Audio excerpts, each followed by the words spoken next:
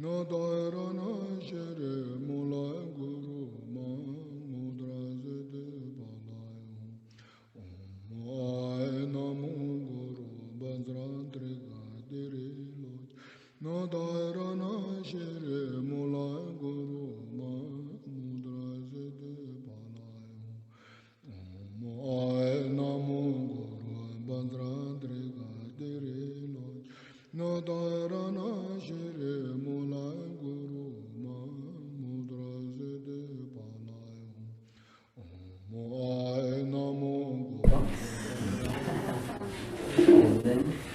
no dairana shere mulai guru ma mudra zede balai. Om namo guru bajrantri.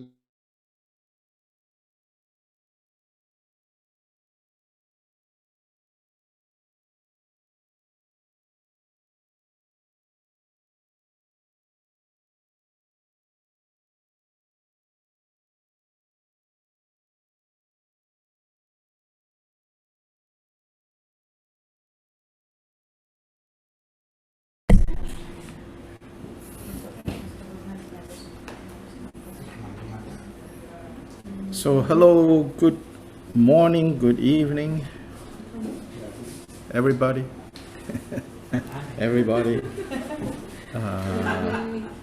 Hey Omar, you want to pick this up and so Smile. yeah. Smile. Hello. Down a little, yeah. Hello.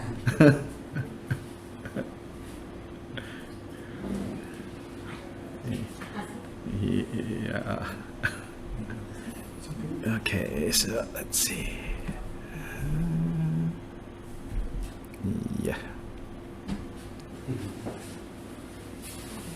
Yes.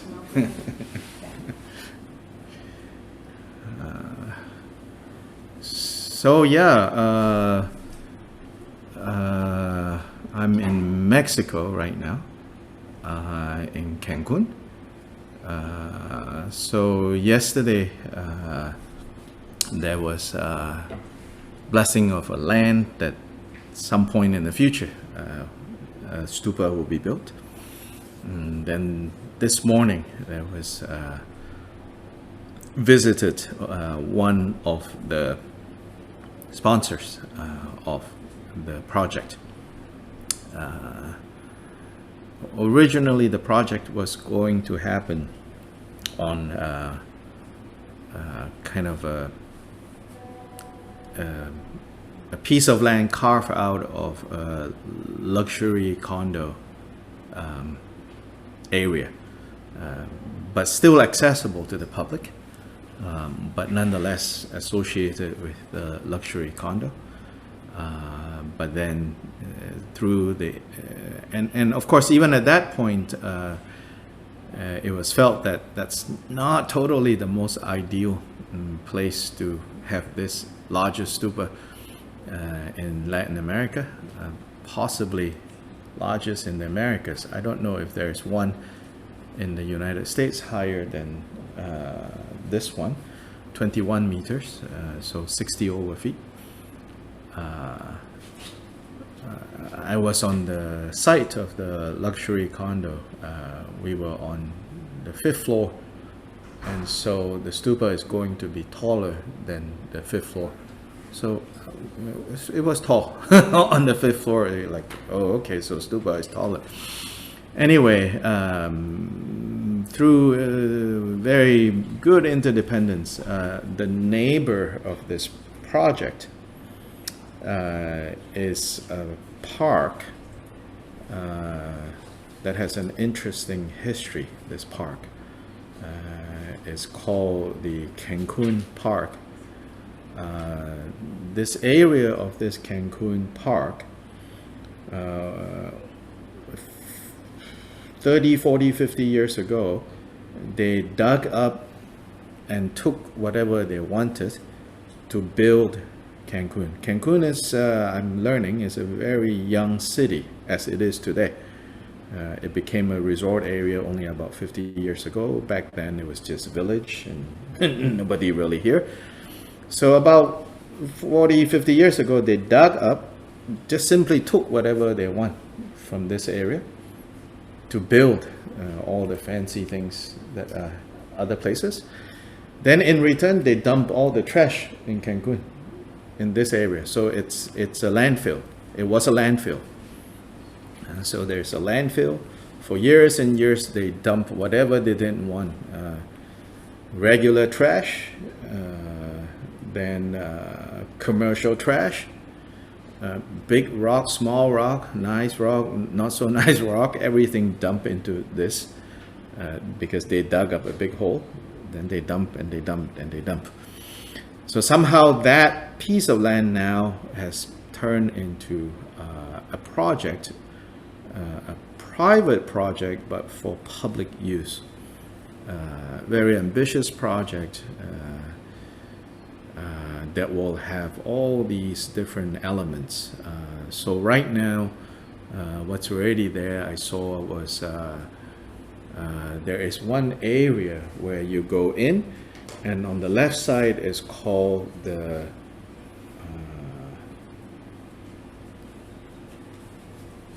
I think it's called either ecological garden. Yeah, I think that's what it's called. And then on the right side is called the meditation garden. So in the meditation garden, they have these big sculptures of the six kind of major world religions, starting with Hinduism, then Buddhism, then Confucianism, then Christianity, Islam, and Judaism. Big sculpture representing the six world religions. And so it's landscape as a meditative space. Then on this side is a big mural on the ecological side. This big mural of basically evolution of human beings. So it's sort of like the scientific side. They had a different name for the garden. I don't think it's ecological, something.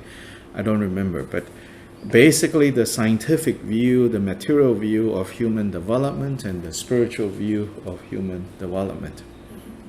Very interesting. Then at the entrance, when you come in on the park, right now they're building a skate park. It's amazing, the skate park. It's like it's quite an art to create a skater area. Then you go in further into the park, there is a chess garden. So there are all these places for people to play chess, the chess tables, and then also a big chess set, with like stadiums, kind of like benches, seats on both sides to watch these big pieces of chess being moved and played. Then it will have an ecological museum that talks about not just material ecology, but the cultural ecology. This is all on the right side, if you're looking at the center.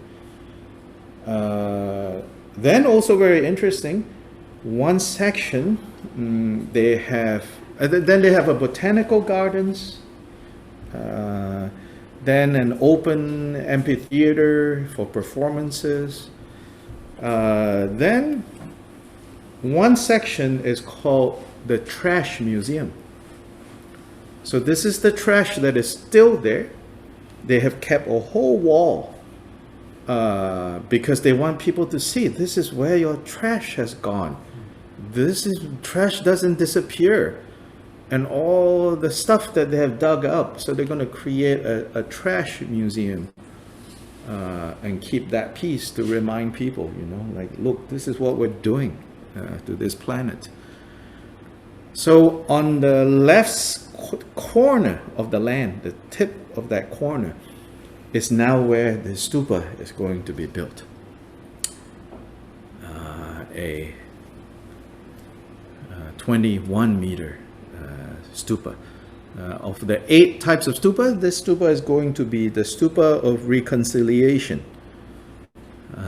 So particularly the vision for this is that although technically Mexico is part of North America, but in this corner of Mexico is basically Central America. So the whole region of Central America has experienced a lot of conflict. So the idea is that the stupa will serve as a focal point for people to start thinking about reconciliation. So also human beings, reconciliation with nature, and all levels of reconciliation in this. So it's a big project, this park. So this park is one family, one and then the luxury condo is another family, and so one thing I maybe it's good news for the Dharma. When they first told me that this stupa was originally going to be part of the luxury condo, so the first question I asked is not going to negatively impact the sale of this luxury condo? And they say, no. Our market will like that we have a stupa here. It's like, okay. I say, is your market like Asians? No, I was just joking, I was more thinking like people from US, or they're like, no, mostly it's a Mexican market. Yeah, it's really fancy. But I was telling them, I said, I went to the showroom. The only picture I took is a picture of a toilet. The rest is too fancy to take pictures, pointless, But the toilet was interesting. I took a picture of the toilet.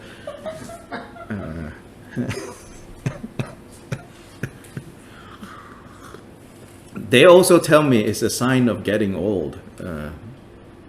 Going to toilet is what people, as you get older, that's all they're thinking about, Can go to toilet or cannot go to toilet, So I have heard, my parents and my aunts and uncles now, when they sit together and talk, they're always talking about whether they went to toilet or not go to toilet. So maybe it's time to start get used to that idea,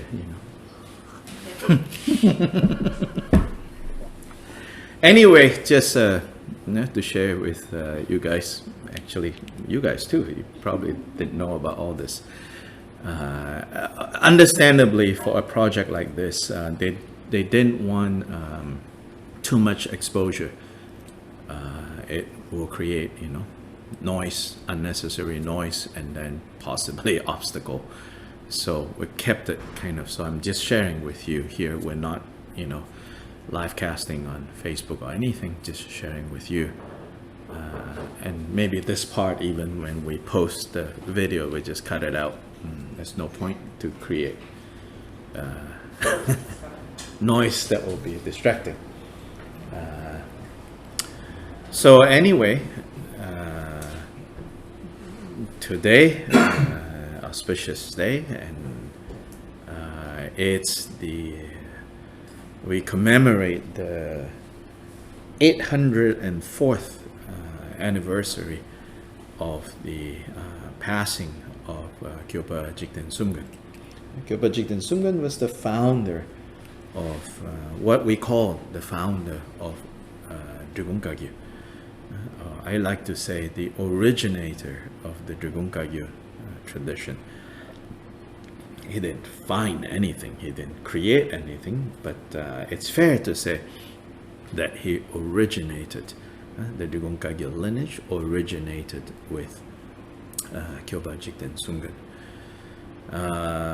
So as a reminder to everyone, there is a Guru Puja practice and short teaching, and I heard somewhere a transmission that His Holiness Drigung Kyabgon is going to do on the root text of Tilopa's Ganga Mahamudra.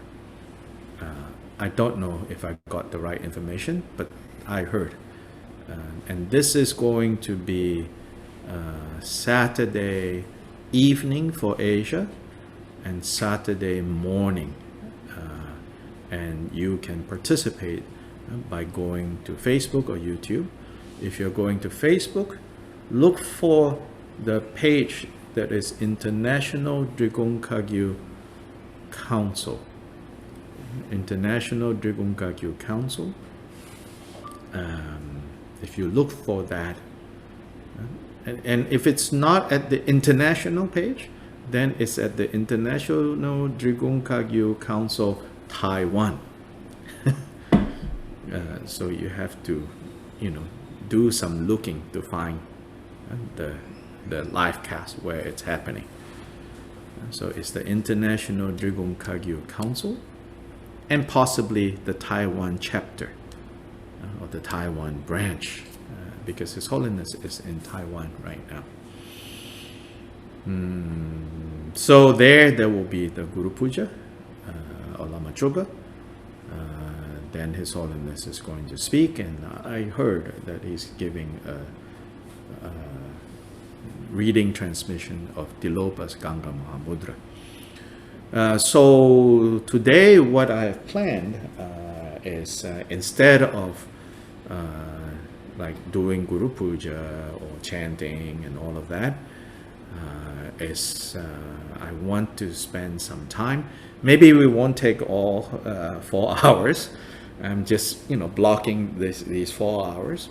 Then I also don't expect you to just sit for 4 hours, or just feel free to walk around when you need. If you fall asleep, especially if you're in this room, don't snore. It's a little distracting. But it's better to fall asleep listening to Dharma than falling asleep listening to news. So, if you're going to fall asleep, I guess it's better. So I will maybe share with you the biography of Kyoba Rinpoche. I regret that I did not bring the translation of the first biography written by Sherab Chungne. It's already translated in Germany. It was from Tibetan to German, German to English. So it's a little rough to read because the Tibetan is very old Tibetan. So it's hard in the first place. Then it became German. And then from German, it became English. I'm sure the German is technically flawless. Technically. Musically, might be a little ouch. if you're not used to the language. But it's good. And that biography is... I think if you just read it, it's not easy to read. But if you kind of know things to fill in all the gaps in between, it's really fascinating biography. Yeah. Then also I shared on WhatsApp, for those of you who are part of that WhatsApp group, there's one text. It's called, if not, it's okay, don't worry, because we're going to do screen share. It's this text called Leprosy, a song of personal experience with the driving away of leprosy, which is a song that Kyoba Rinpoche composed, sang, taught a few years, I think, after this experience. Although the song seems to suggest that he did it when, on that occasion, but I think it's more likely a few years later, looking back, that he gave this teaching. So we'll look at this teaching. I'll share from the biography. And then I also want to share with you the first teaching in this collection.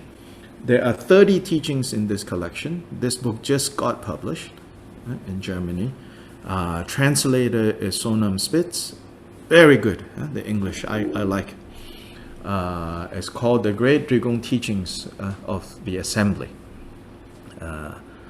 So this collection was compiled by Chenga Drakpa Jungne.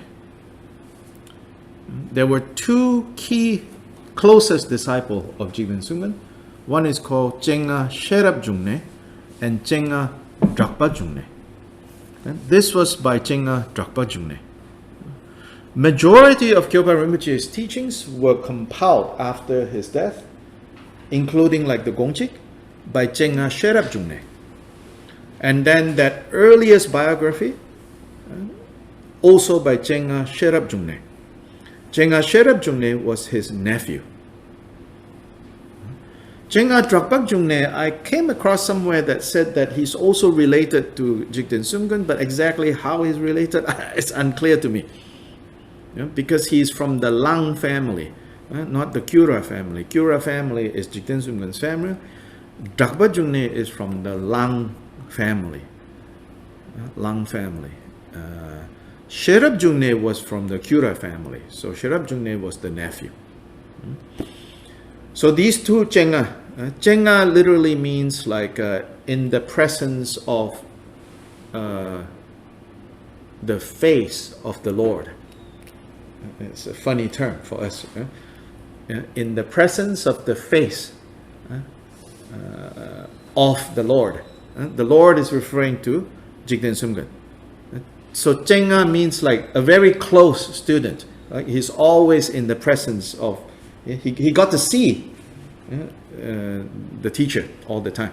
And so these two got to see the teacher all the time. So they're called Chenga. Chenga Sherab Jungne and Chenga Drakpa Jungne. So I'll share this first teaching. It's just amazing. The contents here. The last few days I've been reading some of the chapters. It's just amazing. Just so amazing because it is so basic. But then so basic in a way that it seems like everybody has forgotten what's here. For example, in the 30 teachings in here, one of it says very clearly, those of you who have taken the Gongchik class, you're like, okay, I know this. But here, he states very clearly, he says, whether something is great vehicle or lesser vehicle has nothing to do with the teachings. He says, whether something is great vehicle or lesser vehicle has everything to do with the individual.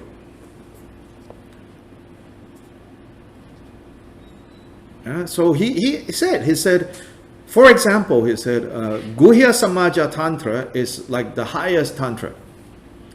And he said, but if it is practiced by someone with the capacity of the lesser vehicle, then through practicing Guhya Samaja, this person will attain the fruit of Shravaka, Arhat. If the person's capacity and motivation is Parceka Buddha, solitary Buddha, even if they practice Guhya Samaja, Kala Chakra, they achieve Parceka Buddha result. Then he said, gave a text, I don't remember which text, a so-called, normally we call lesser vehicle text, Hinayana, right? Let's say, these days, Our Holiness is teaching Anapanasati, right? Then some people, even I'll tell you, even within our lineage, criticize, why he's teaching this Hinayana teachings, his Hinayana practice, And in here, Drakpa Jungne recorded, Jigten Sungkhan said, even if someone is practicing so-called Hinayana teaching, but his mind, her mind, intention, ability, level of understanding is Vajrayana, then he attains Vajrayana result. So that just completely puts to rest some of the problems that we all face, when we are learning the Dharma. We keep hearing, oh, there is a higher teaching, there is a higher teaching, there's a higher teaching. You keep chasing, some higher teaching, some higher teaching, some higher teaching, thinking that, when I find the highest teaching, I'm going to be high,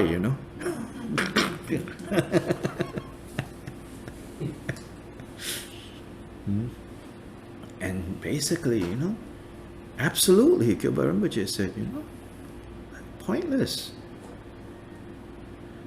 In the very same way, very famous sutra in the Chinese tradition called the Platform Sutra of the Sixth Patriarch. This is the Chan lineage, Zen lineage. Some disciples were arguing, using terms like gradual teachings and sudden teachings. Gradual and sudden. The gradual way, the sudden way. So of course the implication is the sudden way is superior. It's the best, So they were debating, like, oh, this teacher, he teach gradual way. This teacher, he teach the sudden way, blah, blah, blah. So it's the students of the teacher who is said to teach the sudden way.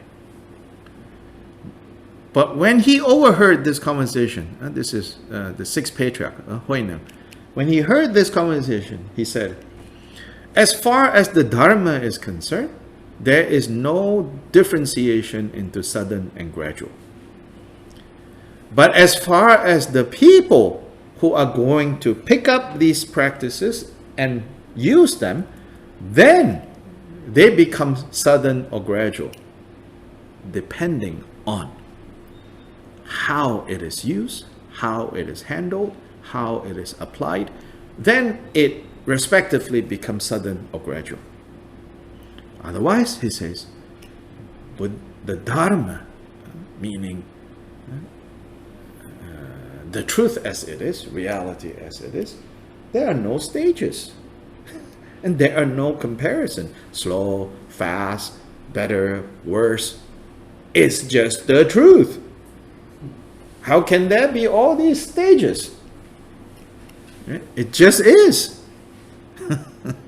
Yeah, so if you really think about it, instead of getting caught up in the levels and the definitions that all the great scholars of the past, have arranged, of course they did it out of necessity because they were debating Hindus, they were debating Jains, and then later they were debating Taoists and Confucians. So they have to, present a good show, to defend the Buddha's teachings. They have to make it make sense, for outsiders.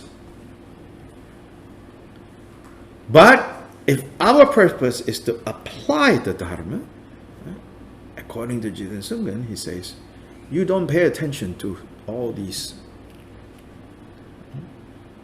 Unless you are going to train to become a teacher, to guide others, then it's good to know all these things. But otherwise, if you are practicing to realize the teachings, don't get distracted by this level, this level, this level, this level, as if they're out there, It's not like that. So it's just basic things, When we hear it, we're like, oh yeah, that makes sense, But sometimes when we have become so educated in the Dharma, we forget, we forget. In some ways you can say, when we have become so indoctrinated by, you could say, religion, then we forget Dharma. We become so indoctrinated by the ism, Buddhism, Like I said, Buddhism is, many types of Buddhisms, and Buddhism will change, will evolve, all of that necessarily. Dharma doesn't change. So Buddhism is the result of Dharma interacting with culture, history, politics, all sorts of things. Sometimes Buddhism, pretty good. Sometimes Buddhism, I don't know. Especially when powerful kings have like controlled Buddhism. Not so comfortable. But Dharma, yeah, never change. It is what it is, you know. So we have to go back to taking refuge in the Buddha Dharma. Don't take refuge in Buddhism. Oh, even more, don't take refuge in the center. Don't take refuge in the organization. Of course, we need centers, we need organization. If we don't have centers, we don't have organization, it's going to be really difficult to go access the Dharma. I'm not like creating an antagonistic relationship, right, between Dharma and Buddhism, Dharma and organization, Dharma organization, Buddhist organization. I'm not trying to create this, conflict between the two, but I am wanting us to see clearly there is a difference between these two things. This side, Buddhism, Dharma center, organization, blah blah blah, all of that, to the degree that it can be a place for the Dharma to become available for others, then it's good. But when this ism has become so wrapped up with nonsense, then leave it alone. Maybe no need to tear it down. You just leave it alone. You just don't spend your time and energy in it. Just politely, walk away. Just leave it alone. Yeah. So anyway, preliminary blah blah blah. So now we start with the usual opening.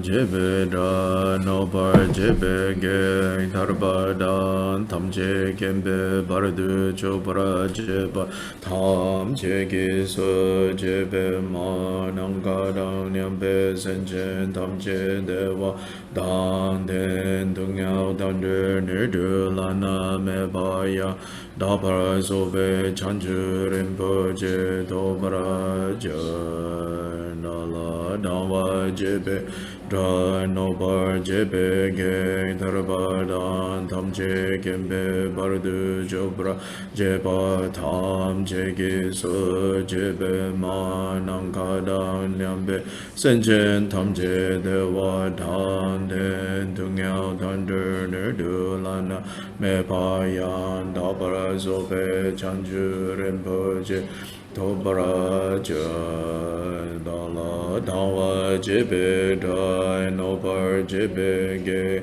tarbadan tamje gembe bardu chobra jeba tam jege so jebe manam kadang nyambe senjen tamje dewa dan den dungyao dander nerdu lana me baya dabra sobe chanju rinpoche tobara jane je du sama gege bardu longa yesum gewala ko maje bardu longa yesum gewala ko du dering ne sunde ne ma san da sam ye bar du lunga ye sum ge wa la gu zon je Chodan Soki Chonam La Chanchu Bardu Dani Kyapsu Chi Dagi Junso Gibe Sonam Ki Drola Penchir Sanje Rubra Shu Sanje Chodan Soki Chonam La Chanchu Bardu Dani Kyapsu Chi Dagi Junso Gibe Sonam Ki Drola Penchir Sanje Rubra Shu Sanje Chodan Soki Chonam La Chanchu Bardu Dani Kyapsu Chi Dagi Jinso Gibe Sonam Ki Drola Penchir Sanje Rubra Shu Manam Kada Nyambe Senjen Tamche Devada Dewe Kundan Dembra Gyurchi Dungyao Dan Dunya Gi Kyudan Drewa Gyurchi Dungyao Mebe Dewa Drewa Gyurchi Nering Chada Nidan Drewa Nebara Gyurchi Amanam Kada Nyambe Senjen Tamche Dewa Dan Dewe Kundan Dembara Gyurchi Dungyao Dang Dungyao Gi Kyudan Drewa Gyurchi Dungyao Mepe Dewa Dang Me Drewa Gyurchi Nering Chadan Nidan Drewe Danyon La Nebara Gyurchi. If you have the Drigung Dhammakirti text, now page 5, the Sevenfold Puja. Chase Wadan Jujin Shabardan Jise Yiran Gushin Sowa Ye Gewa Chungse Dagi Chisakpa Tamche Sobe Chanju Chirmo.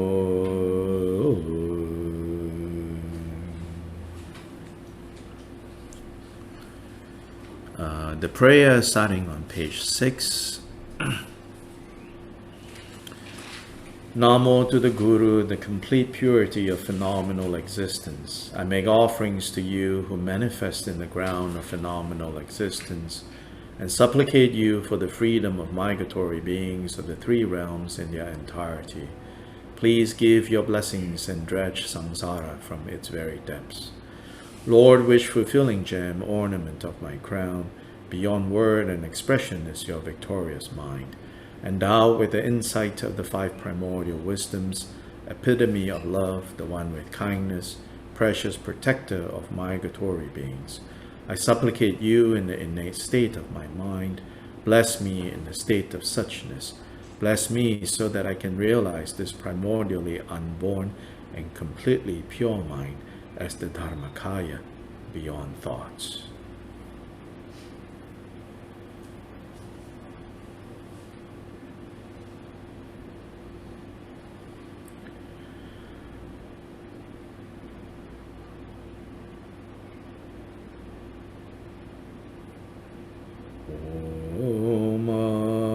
Namo Guru Manzadete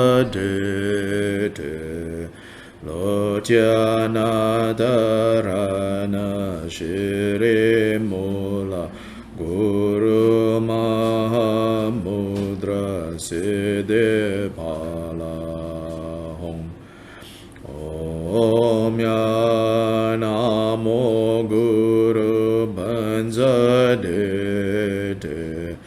Lojana Dharana Shri Mula Guru Mahamudra Siddhi Pala Hong Om Namo Guru Banzadete Lojana Dharana Shri Mula Guru Mahamudra Siddhi Pala Hum. Om Ya Namo Guru Bhajade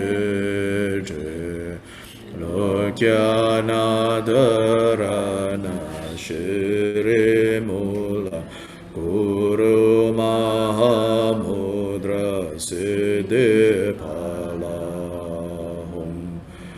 Om Ya Namo Guru Bhajade Lokya Nadarana Shri Mula Guru Mahamudra Siddhi Pala Hum. Om Ya Namo Guru Bhajade Lokya Nadarana Shri Mula Guru Mahamudra Siddhi Pala Hum. Om Ya Namo Guru Bhajade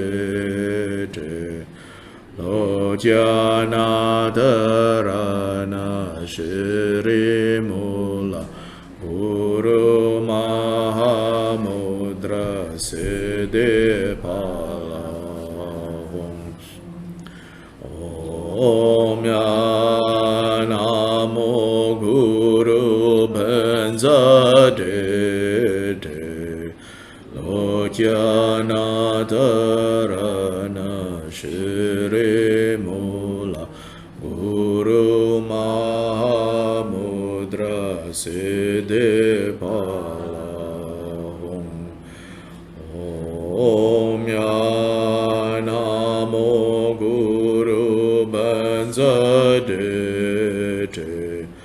Lokya Nadarana Shri Mula Guru Mahamudra Siddhi Pala Hum.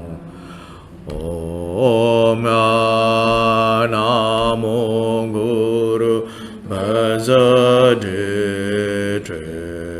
Lokya Nadarana Shri Mula Guru Mahamudra Siddhi Pala Hum.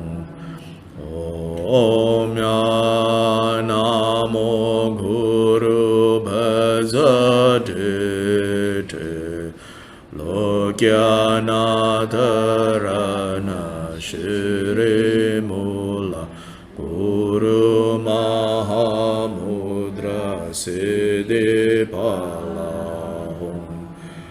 Om Ya Namo Guru Bhajade Lokya Nadarana Shri Mula Guru Mahamudra Siddhi Pala Hum. Om Ya Namo Guru Bhajade Lokya Nadarana Shri Mula Guru Mahamudra Siddhi Pala Hum. Om Namo Guru Bhajade Lokya Nadarana Shri Mula Guru Mahamudra Siddhi Pala Hum. Om Namo Guru Bhajade Lokya Nadarana Shri Mula Guru Mahamudra Siddhi Pala.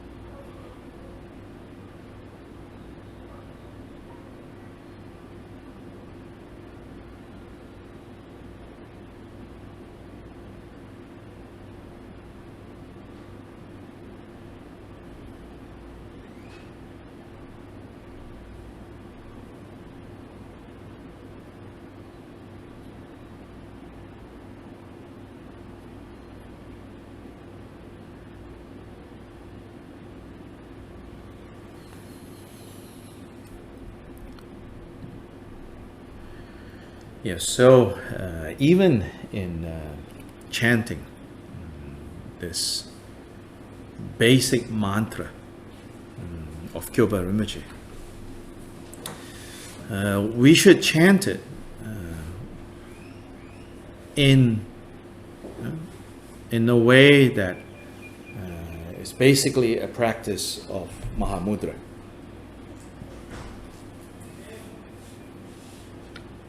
Yes, so what that means is, as we begin, we should be beginning by being motivated and inspired and through the force of bodhicitta. In this case, especially relative bodhicitta, which is driven by the force of love and compassion for all beings. We wish them happiness, freedom from suffering, and quickly achieving the state of Buddha. To fulfill that vow, that aspiration, then we commit ourselves to becoming Buddhas as soon as possible, as quickly as possible. So that should be the motivation of why I am now chanting the name, mantra of Jigten Sungön. Then, next, recollect in an instant moment that I am Buddha. And in this case, the idam in the Vajrayana practice. So whatever deity form, Manjushri, Avalokiteshvara, Tara, Vajakilaya, whatever deity form that you most naturally, even Shakyamuni, that whatever deity form that you most naturally think of, oh, this is Buddha, then think, then I am Buddha. And how is it that I am this Buddha? Because of bodhicitta. So this bodhicitta motivation then transforms or uncovers our nature so that we're now in the state of recognizing that we are Yidam. Then in the state of recognizing that we are Yidam, then we think of the Guru. So here you can think of it as the Yidam principle here in this context, the fivefold. The Yidam principle is the potential to be Buddha. Then the Guru is the reality of being Buddha. So potential and actual.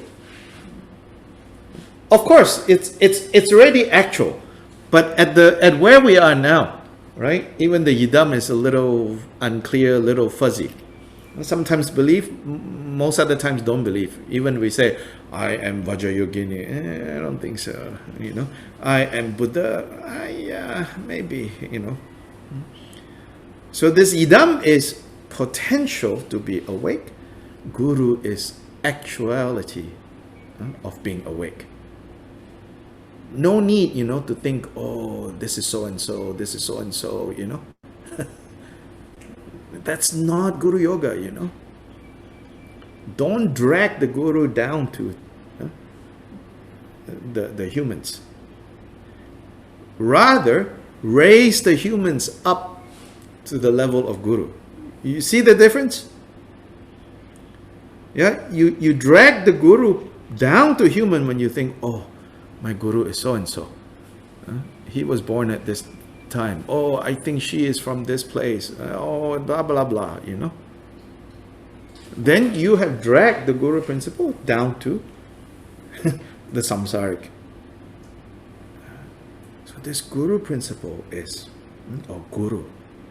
Just like deity, we also say deity principle. We're not worshipping deities.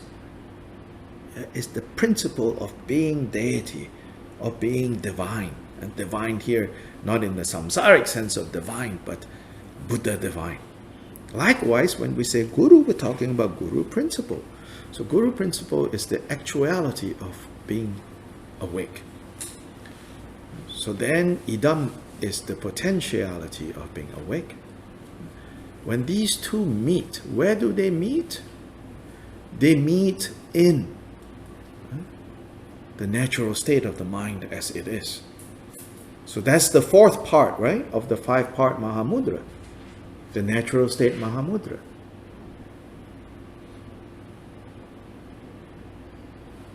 Then, in that state where the idam and the guru has become inseparably one, in the state of having confidence right now, because we have not directly seen that, we have some faith, we have some confidence that ourselves and the guru, ourselves as in idam principle and guru principle, are basically inseparable.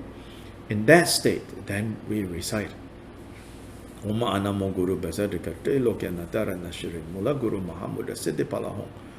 Then during that time, nothing else to think about, even no need to visualize, no need light going out, light coming back, light going here, going there. Then you get lost in the traffic light,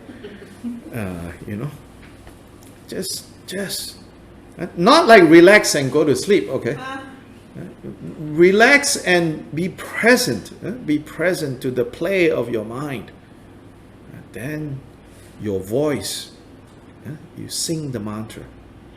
Why your voice? You should try to use your voice. Yes, sometimes you are quiet, you're just listening, but you also need to activate your voice, because that is related to subtle energies. Those sounds massage your subtle body so that it doesn't become so stiff. So it's also good to vocalize the sound. As you vocalize the sound, know that the sound is causing different, your subtle body, your Vajra body, to vibrate. So then you stay in that state, then you just recite, Sometimes as you recite that mantra, like sudden, sense of devotion comes up. Then watch that coming up.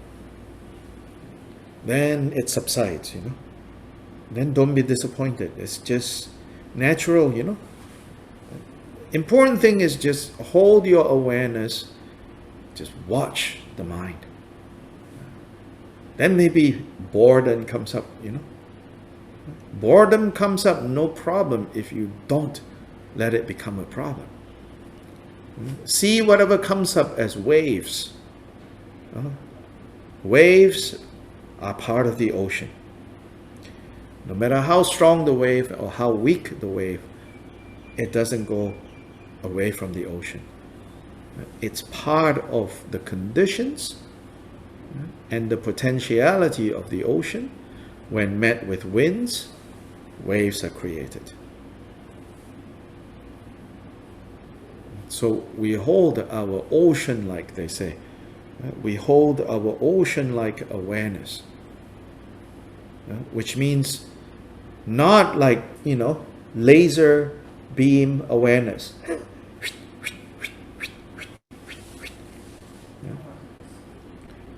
Not that kind of awareness, but ocean-like awareness, panoramic. Now, footnote. The danger of panoramic is spacing out. So panoramic until one danger. Another danger of panoramic is downness. Not quite asleep. In fact, asleep is a little bit less dangerous than downness. Because asleep, well, you are going to be asleep, right? Then you wake up and go, oh, wait, that was wrong. I fell asleep. But downness is a little bit more tricky, dangerous, because you kind of when you find that you are in this state of downness, two choices. One, kind of like pull yourself together, so to say. Yeah, when you see that, oh, it's become downness, right? Pull yourself together, like tighten this ocean, like tighten it. Tighten it, maybe make it like laser beam, then remain there a little bit, then slowly let it spread, let this light, instead of a laser beam, spread out again. Then that's one approach. Second approach, stop. Just stop the session. Get up, walk around, drink some water, open the window, smell the air outside, sit down again, and start again. Two ways of handling that kind of downness. Then at the end of the session, you dedicate this and say, like, whatever merit, whatever good that has come up, that has been gathered through this practice, may it be dedicated to the awakening of all beings, which is bodhicitta. Every single part of the fivefold Mahamudra is about bodhicitta.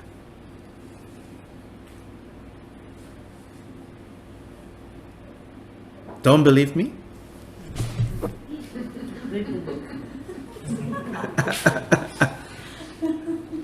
So now, here, the first teaching.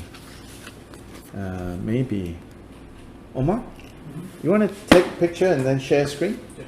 Yeah. Take page 25.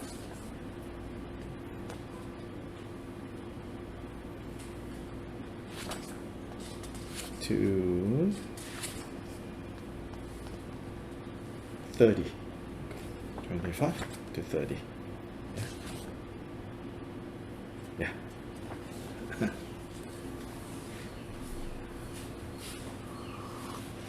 Okay, questions, comments?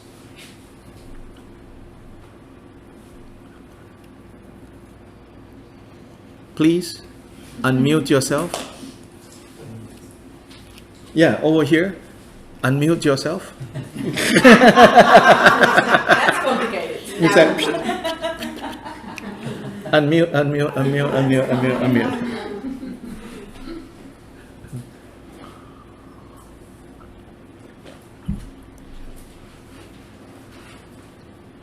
Yes, please.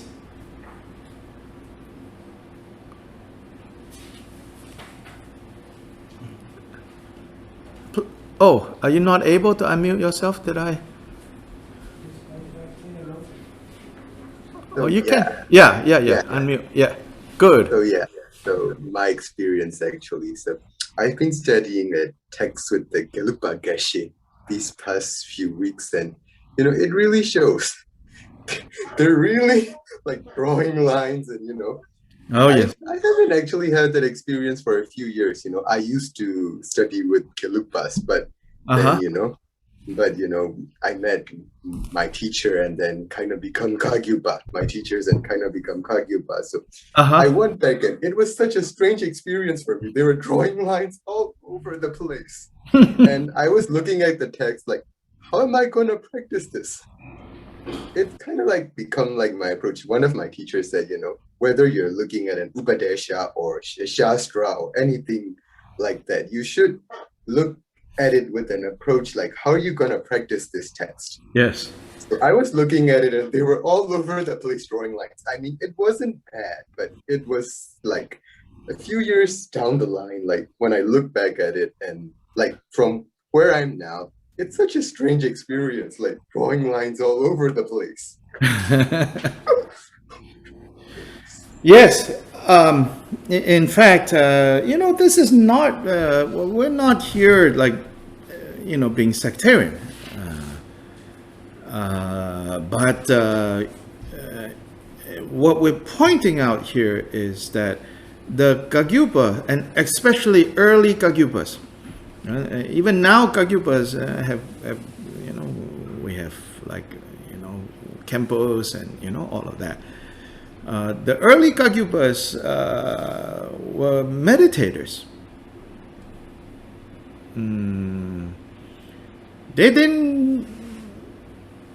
They did a different kind of reading. I was going to say that they didn't read much. Actually, no, they did. Well, first of all, you have to understand, like, in the 12th century, books are not that easily available. So that's the first thing. Yeah. Books are not so easily available. Even like 50 years ago, right, in Tibet, books are not so easily available. Some of my teachers talk about how when they were studying, they'll have one copy and 6 or 7 people sharing one copy of the book. And everyone getting 1 hour to try to memorize the whole section. Because the next day you go to class, the teacher is going to ask each of you to recite from memory. So sometimes they stay up late at night because there's only one copy to be shared with 7 people. Yeah. So anyway, in the 12th century, like Gilbert Rinpoche, it's clear that he read. Yeah. But his way of reading is not about what you would call building up a system. Right? There is the kind of reading where you are building up a system. Right? You're like creating a new world to substitute this world that you have habitualized. So you create an alternative. Now the idea with all that drawing lines, all the levels and all of that, right, is it's not like we're not saying that Kyoba Rinpoche said don't do any of it. He's saying don't forget why you are even creating this like different framework. You create this framework so that something more fundamental changes. It becomes a problem when you create the framework for the sake of the framework. And that's all you are doing. Is reinforcing the framework. Then you have to get into the business of orthodoxy. Orthodoxy means correct belief. Oh, then you have to defend that. And then you have to say, oh, you are wrong this way, you're wrong this way, you're wrong this way, you're wrong that way. Right? Then doctrinal purity.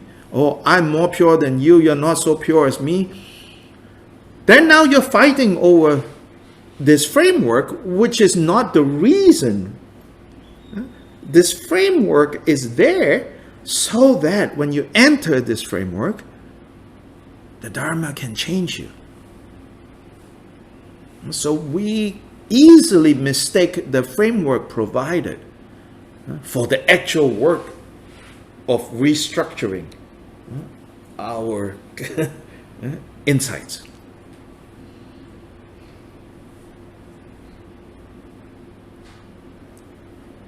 It's not bad. It's just strange. Yes. From where I am right now.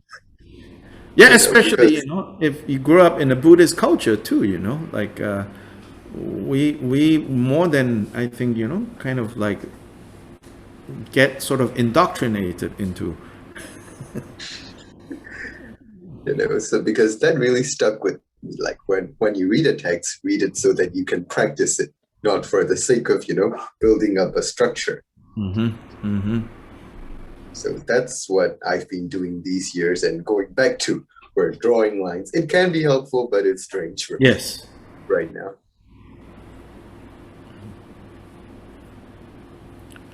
So yeah. Okay, now we'll share screen and look at this first teaching, Bodhicitta. Oh, this is marvelous. The first teaching, it says, on the transmission lineage. So the first teaching starts with, okay, we talk about lineage a lot, right? lineage, especially in Tibetan Buddhism.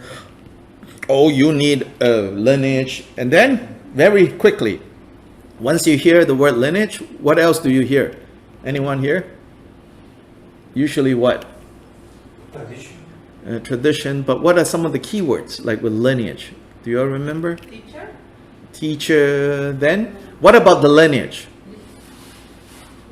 School? Unbroken. Unbroken. Okay. Right? Oh, it needs to be unbroken, right? Then like pure, right? Then also like sometimes, like especially dharma, they're like, oh, this is very short. It's very pure. The idea is that has become long, then it's become like, tarnished, right? But what are we talking about? Right? Have we really asked, like, what are we talking about? Are we talking about defending our turf, so to say? My business against your business? A lot of times it turns into that. Yeah. My turf against your turf, my business against your business, my center against your center, my monastery against your monastery, yeah? My stupa against your stupa. Yes. So and then my guru against your guru, right? Then my karmapa against your karmapa. It's like, God, like after that, like, what are we talking about? So what are we talking about when we say lineage? Here, when you read this, you're just like, wow. Okay, so let's read. Thus the precious Lama, Jigden Sumgun, taught, the principle of the Dharma of all Tathagatas, all Buddhas that appear in the past, will appear in the future, and are now abiding in the reaches of the myriad universes of the Dharma Dhatu is the same. So in terms of talking about lineage, he begins by saying, the principle of the Dharma, like the Dharma essence of the Buddhas, past, present, and future, wherever they may be right now in whatever universe, it is the same. So here, for me, right, it instantly says, when you get carried away by my lineage is better than your lineage, my lineage is more pure than your lineage, okay, you're somewhere else already, right? Then, in what way is it the same? In general, it is the same with regard to the causality of the two kinds of bodhicitta.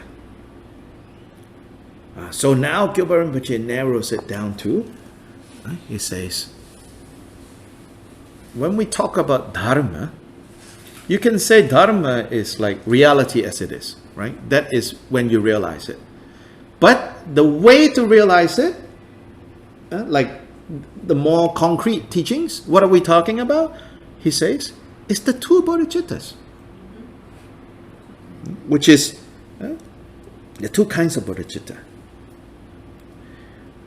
The two kinds of bodhicitta is relative bodhicitta and ultimate bodhicitta, right? Absolute bodhicitta. Now, he goes on, but what in particular is it that has been transmitted through the precious transmission lineage from the exalted one, great Vajradhara, primordial Buddha, down to the present time? He said, what exactly are we talking about when we talk about lineage? What exactly are we talking about when we talk about transmission? He says, it is not the path of methods, such as the inner heat of Tummo and so forth. Yeah, these are traditionally said to be like the most special, right? Vajrayana things. Tummo, illusory body, dream yoga, Dzogchen, Mahamudra, all these things, right? This deity, that deity. You have a 4-hand deity, I have a 6-hand deity. Your protector is wrathful. My protector is super wrathful.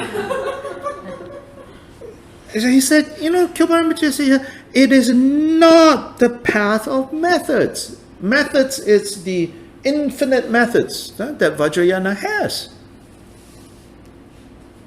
He says, it's not that. Well then, what is transmitted through this lineage? The two kinds of bodhicitta are the dharma that is transmitted. And the reason why it is called a transmission, not all the other stuff, is the two bodhicittas. In order to understand what transmission means, we have to know what is it that is transmitted. For example, people who transport tea and salt or drive sheep and cattle are called tea traders, salt traders, traders of butter, right? Like these examples for the precious lineage too, we have to know what it is that is transmitted. What is transmitted is the transmission of the two kinds of bodhicitta. Yeah. What is transmitted is the two kinds of bodhicitta. Now, he will talk relative bodhicitta. Of the two kinds of bodhicitta, the relative bodhicitta is the intention. What intention? I will establish my mothers, all beings, as infinite as the vastness of space, in happiness and freedom from suffering. I will establish, meaning I will raise them up. I will raise them up to the state of happiness and freedom from suffering and help them to attain the unsurpassable, perfectly complete, precious awakening. It says, that is relative bodhicitta. Then, moreover, both kinds of relative bodhicitta, meaning aspiration and action, aspiring and engaging, have to be duly aroused in the presence of a qualified Lama who himself has the two kinds of bodhicitta. This arousing, in the presence of a qualified Lama. What qualifies the Lama is the Lama has these two bodhicittas. The Guru has these two bodhicittas. So it says it is important that we go through this formality of generating action and engagement bodhicitta in the presence of someone who we know have this too. So in a way, right, it's not like an arbitrary rule. I would say it's a psychology here. When we make this promise, in front of someone whom we know, we believe to have these two bodhicittas, then the quality of that practice is different, or that promise is different. Because we're saying, like I want to also work on these two bodhicittas. So he says it's important to do that. Elsewhere, Buddha also said, if you cannot find such a person, or if, where you live, you cannot find such a person, or in order to get to this kind of person, your life will be put at risk, then, Buddha said, then you can pray to Buddhas and Bodhisattvas and ask them to be present in front of you. And then take these two vows. Now, if you think about it, why does he say, if there's no one around here that you feel has these two bodhicittas and therefore can serve as a witness? Or even if in two towns away from here, there is someone. But if I go, I might get killed along the way. That means, you are satisfied that I have tried my best. I cannot have access to such a person. So then you can call Buddhas and Bodhisattvas. Yeah, you should not misunderstand, It is not like, the Buddhas and Bodhisattvas said, you can call the guy who is next door. Why are you calling us? It's not because of that the requirement is there. It's you have to rule out your own doubts. Yeah? Like, I really cannot find someone. Then, okay. Then the Buddhas and Bodhisattvas that you're inspired by, they can be your witness. But otherwise, he says, you search for someone. And this someone, right, you have to be convinced that they have the two bodhicittas. Don't count on other people telling you, oh, no, really, they have the two bodhicittas, You are the ones that needs to be convinced. Okay? Once it has been aroused, all the trainings pertaining to it must be followed. Because unless they are followed, no matter how many times the ritual of arousing bodhicitta is received, it will be pointless. You keep doing the ritual, you keep finding this person, you keep going, oh, he's so inspiring, oh, I'm so convinced that she is a real bodhisattva, oh, I want to generate the two bodhicittas, or the relative, the aspiration and action, I want to commit to the two aspects of relative bodhicitta, and then you don't do anything about it. Then he says, then it's pretty much pointless. Yeah? Therefore, take good care of this relative bodhicitta. Then, after you have done that, after you have received it, after you have generated relative bodhicitta, at daybreak, the mind should be habituated by repeating about 7 times, he says. Yeah. Again, I don't know. I think if you try that, it's good, but don't be too rigid and say, wait, does it have to be 7 or 3 or 1? But there is a reason, of course, that he recommended 7. There's some kind of interdependence. 7 days of the week. It's interesting. Almost all cultures talk about 7 days of the week, not 5, not 9, not 6, 7 days. There's something there. Interdependence.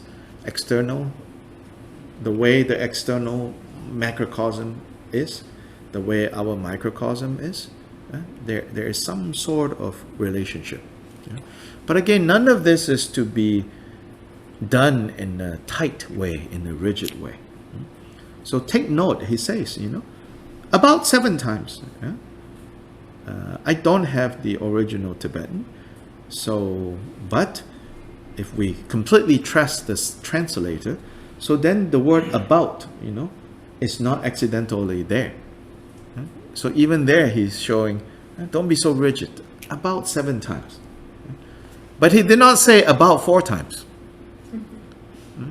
Or about 9 times. Okay?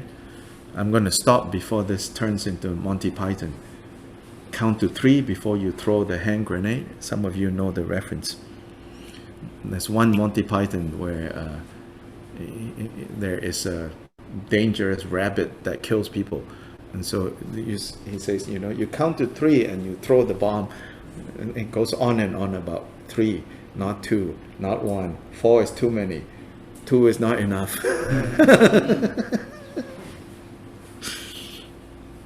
About 7 times, yeah. What do you say? I will establish my mother's all beings as infinite as the vastness of space, in happiness and freedom from suffering, and help them to attain the unsurpassed, perfectly complete, precious awakening. That is what we always chant Dala dangwa jepe ra nopar jepe gek tarpa dang. All mother sentient beings, limitless as the sky, especially those enemies who hate me, obstructors who harm me. That is a longer version of this one. Essentially same. That one. Then, throughout the rest of the day, all activities should be done in the best or middling manner. So what is the best and the middling manner? The best manner is to infuse each and every activity of body, speech, and mind with bodhicitta. In short, think, I shall attain Buddhahood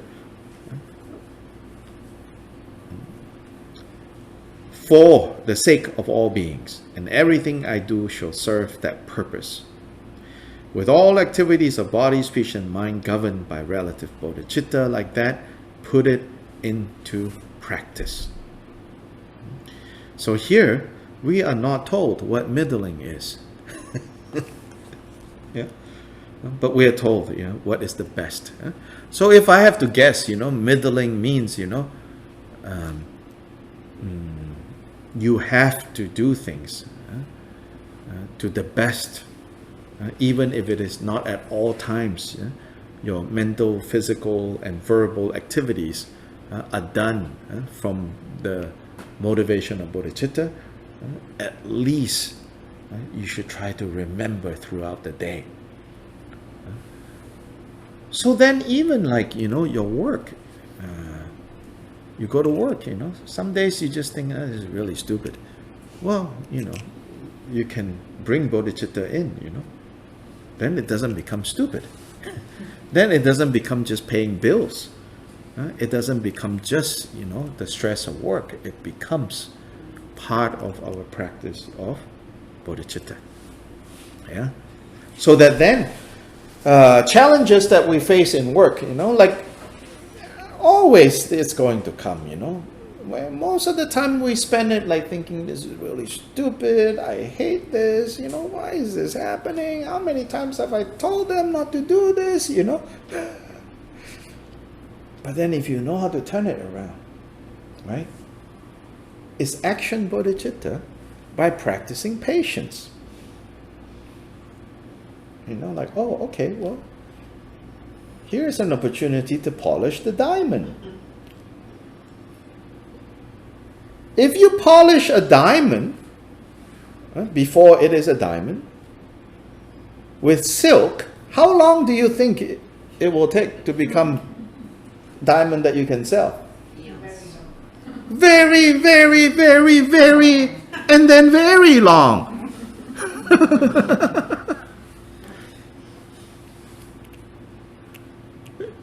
You need something really powerful, Now, of course, right now, most of us cannot handle that. So now I'm not saying, now you go look for this kind of polishing. But in our day-to-day life, enough things happen that either we can, jump around and complain, or we say, okay, we can use this to polish the diamond that we are. Then that's how it becomes action bodhicitta. We want to give up, sometimes, again, dealing with people, with family, with situations, we want to give up. And we can spend all the time thinking about all the reasons that we should give up. Or we can stir up joyful effort. And that's the paramita. That's action bodhicitta. Of joyful effort. Joyful effort comes from understanding that things don't have to be as heavy and as fixed and as terrible as you think it is. In other words, breathe in, relax. Breathe in, relax. Then it becomes joyful effort when you think, oh, actually, if I solve this problem, overcome this situation, or come out on the other side without stirring up too much afflictive emotions, then this is really good. I'm growing, I'm developing. That's action bodhicitta.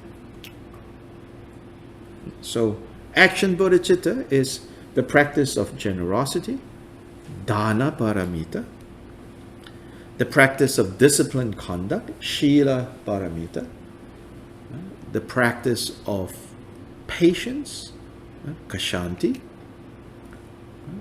the practice of vigilance, joyful effort, virya. Virya literally mean like energetic. You're energized. Then dhyana paramita, meditation. Here is not necessarily that's a method. What you're training is your mind not moving. Not moving from what? In this context, not moving from bodhicitta, not moving from your commitment to become Buddha for the sake of others. That's the samadhi, that's the dhyana that you want to cultivate. Then wisdom, prajna, the 6 paramita. These are all action bodhicitta. So it says, with all activities of body, speech, and mind governed by relative bodhicitta like that, put it into practice. So that is relative bodhicitta. Okay, let's see. Questions? Comments?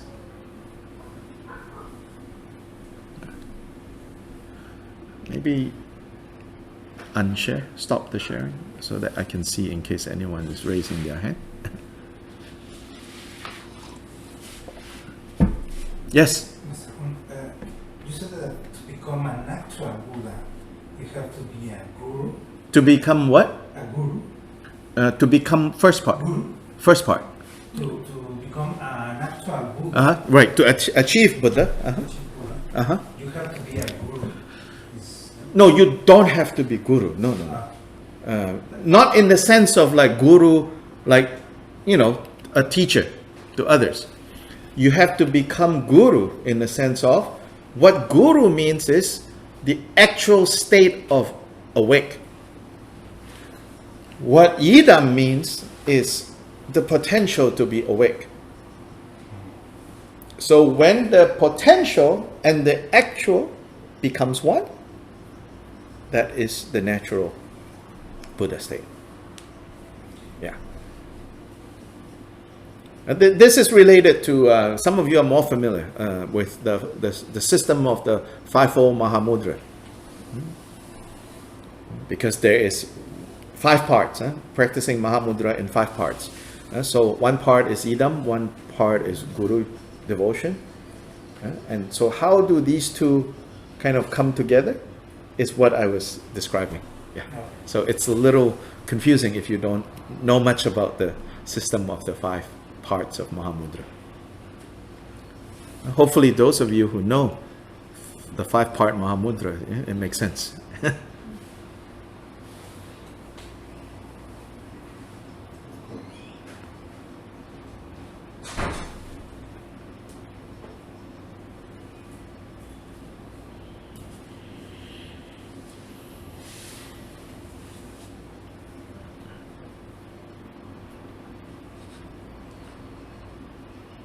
So what do you think about his point? What is this transmission? What is this lineage?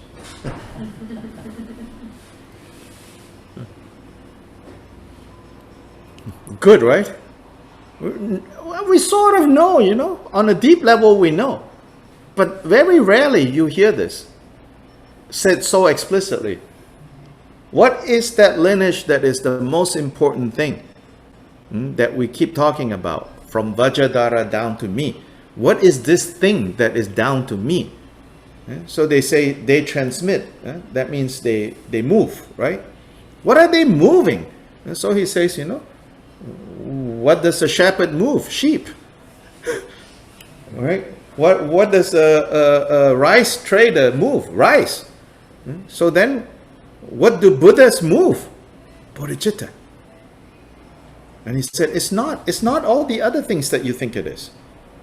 Like, oh, this empowerment, that empowerment, this, that. He's not saying that those things are pointless. Otherwise, Buddha won't teach it. Buddha taught those things. But they're secondary. The real lifeblood, so to say, of transmission is bodhicitta. Yes, so the real teachers of Dharma are bodhicitta salesmen. Kong just wrote that. The product is bodhicitta. That's the transmission.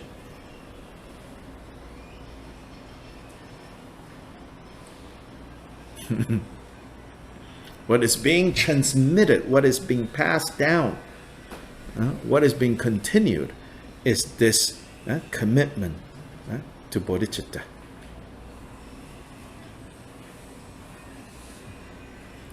Hey Jasper, on the WhatsApp, UDMY, you can share the meeting that is going on right now in case anyone sees it and say if they want to join, they can join. Give them the information. I was too busy the last few days. I don't necessarily mean to keep it to only the Dhammakirti Sangha group, but the easiest is to just tell you guys about this program. But neither did I want to just put it on Facebook. You got to be very careful, what you put on Facebook and what you say.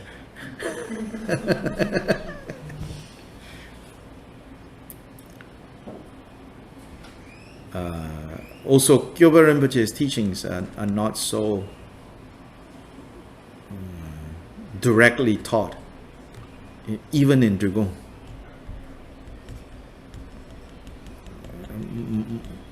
My Drigong colleagues is going to chop off my head if I say this too much. I'm just stating it as far as I can see, Explicit teachings of Jigten Sumgön is not so commonly taught. I don't understand. It's okay.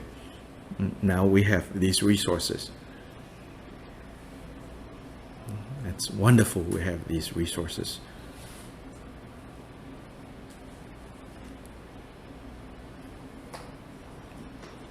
Judy, I think, yeah. Yeah, I think I've been thinking about this lineage in bodhicitta, and I think it makes so much more sense to me, and it makes the lineage more personal somehow. Mm-hmm. It's a more intimate, if you will, association somehow because of the essence of what we are to be getting. Yes. As opposed to 84,000 methods. I mean, I really like that you read that. Yeah, like, instead, like, you busy keeping track, on your diary, what empowerments you got, what you did not get, who you got it from, how many times you got it, Yeah, it's that's lineage, It all gets confusing and sort of meaningless in a way. But if it's bodhicitta, then I get it. Yes. Yes, Rene. Hi. Hi, you're not here. Sorry. Next time, okay? We're just saying we miss you, that's all. So it's a comment that about what you just the teachings that you just shared. That I'm luckily reading the book 2 of James Rinpoche biography. Oh yes, yeah. Finally makes sense how they weren't allowed to do chanting or recitations loudly, at least, and they didn't have like anywhere to share many teachings, so they just had like a picture maybe for everyone, like others books to write a very few teachings. Yes, and that's how they practice. and it still worked. And it's because of the teachings were about bodhicitta. Well, in my naive understanding, they were about bodhicitta and practiced well. And I did. Yeah. And even. Yeah. Just that. You know, once, you know, the thing is like, if we have bodhicitta, you know, then just gardening can get you enlightened.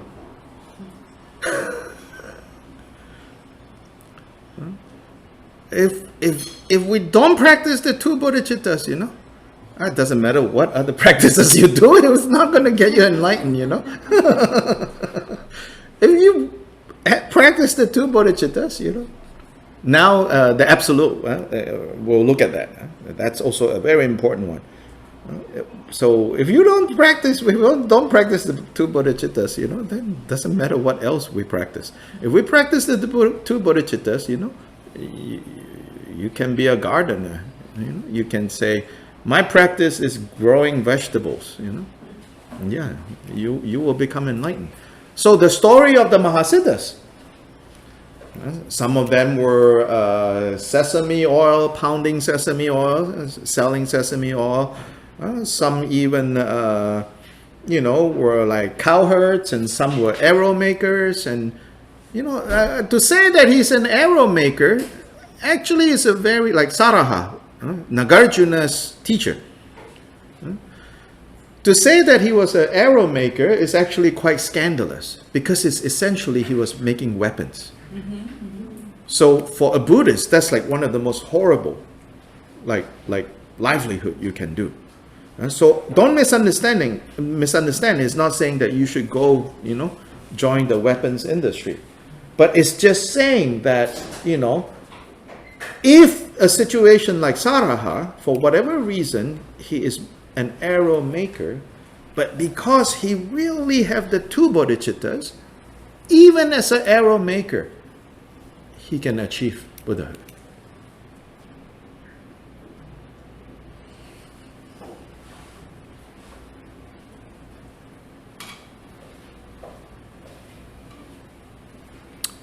So this book,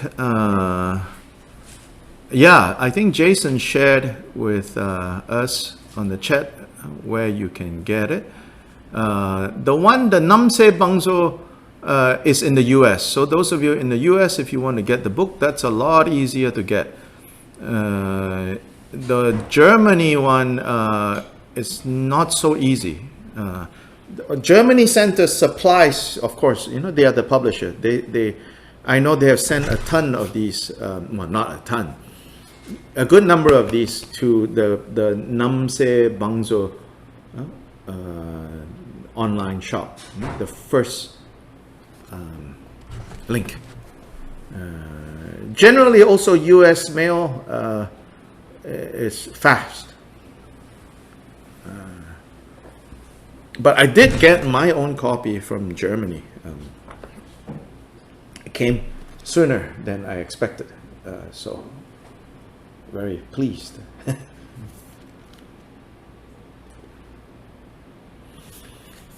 So ultimate bodhicitta now?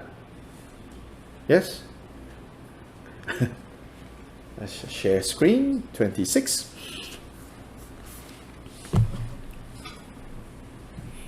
The second kind is ultimate bodhicitta.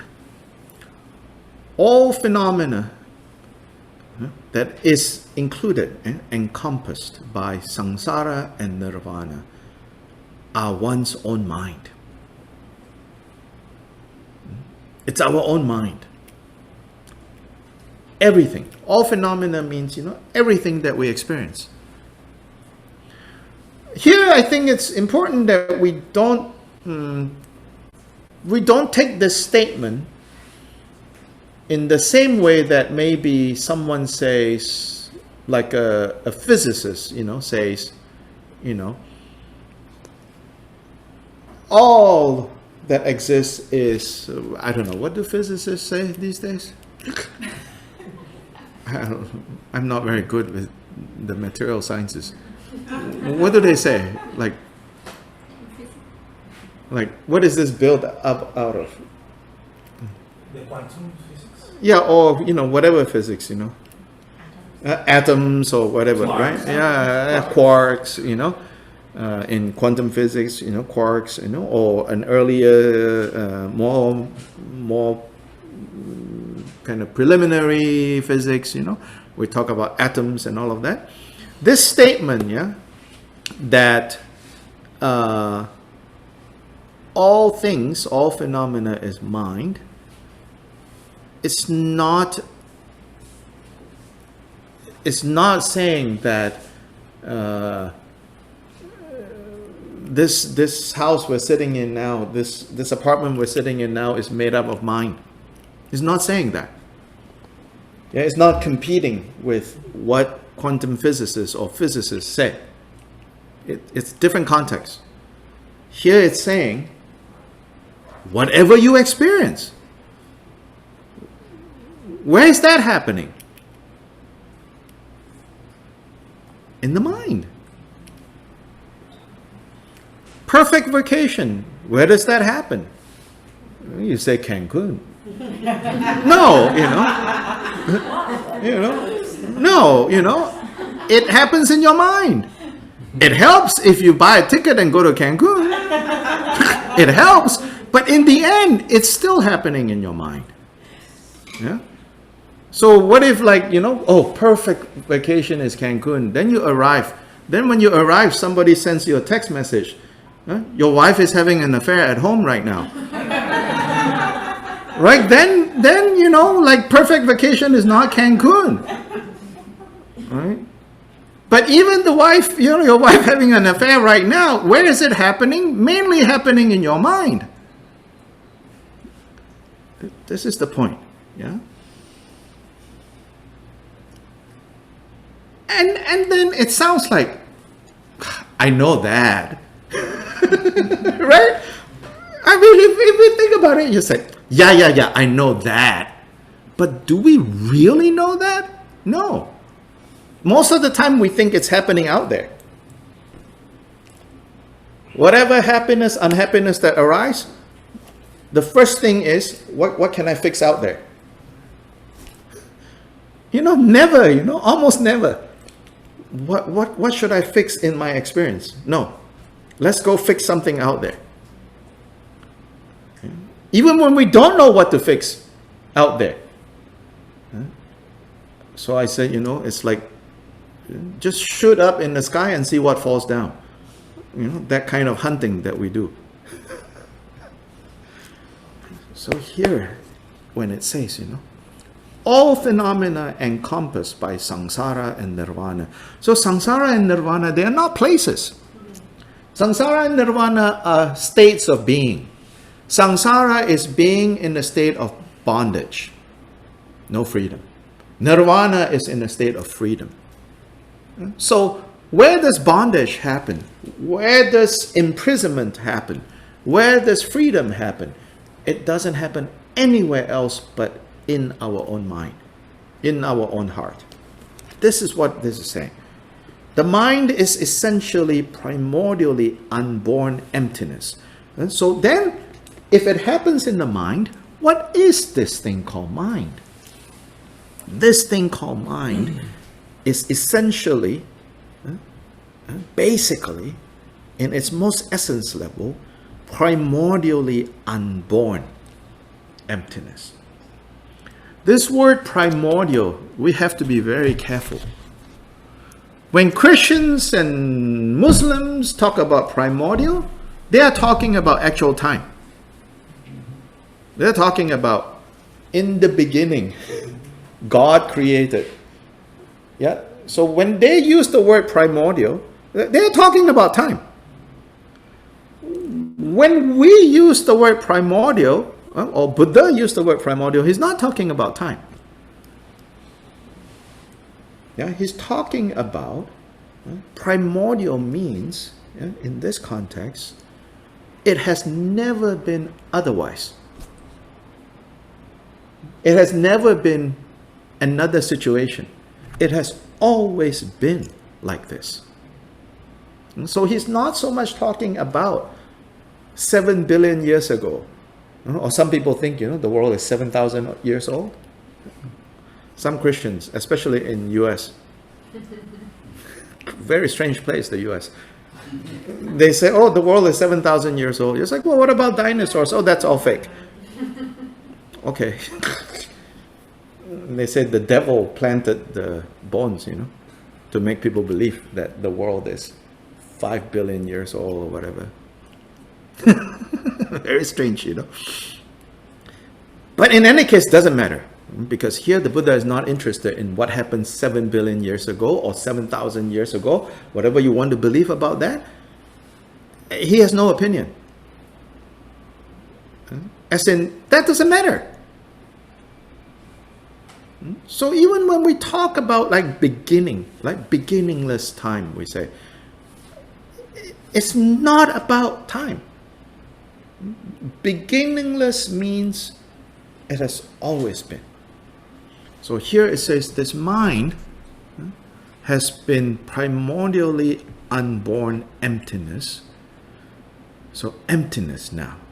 Unborn means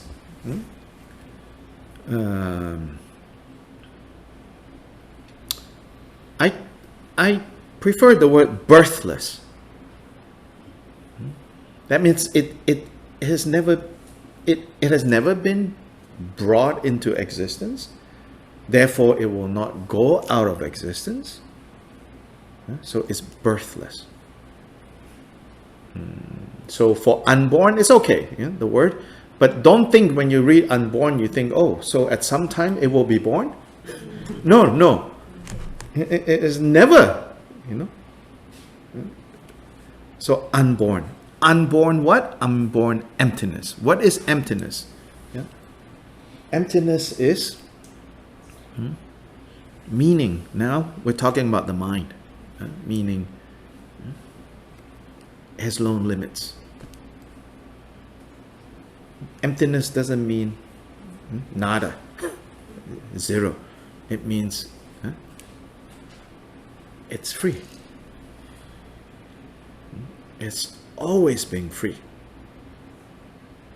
So free from all extremes of elaboration and effortlessly present. Meaning you don't have to create it. You don't have to find ways to make it happen. It's there. So that quality of the mind, which is empty, free, open, it's there. So what is the problem? Problem is we don't see that it's there. And why? Because we jam it up with stuff. We jam it up with stuff.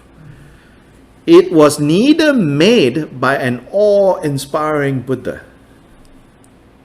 So this nature,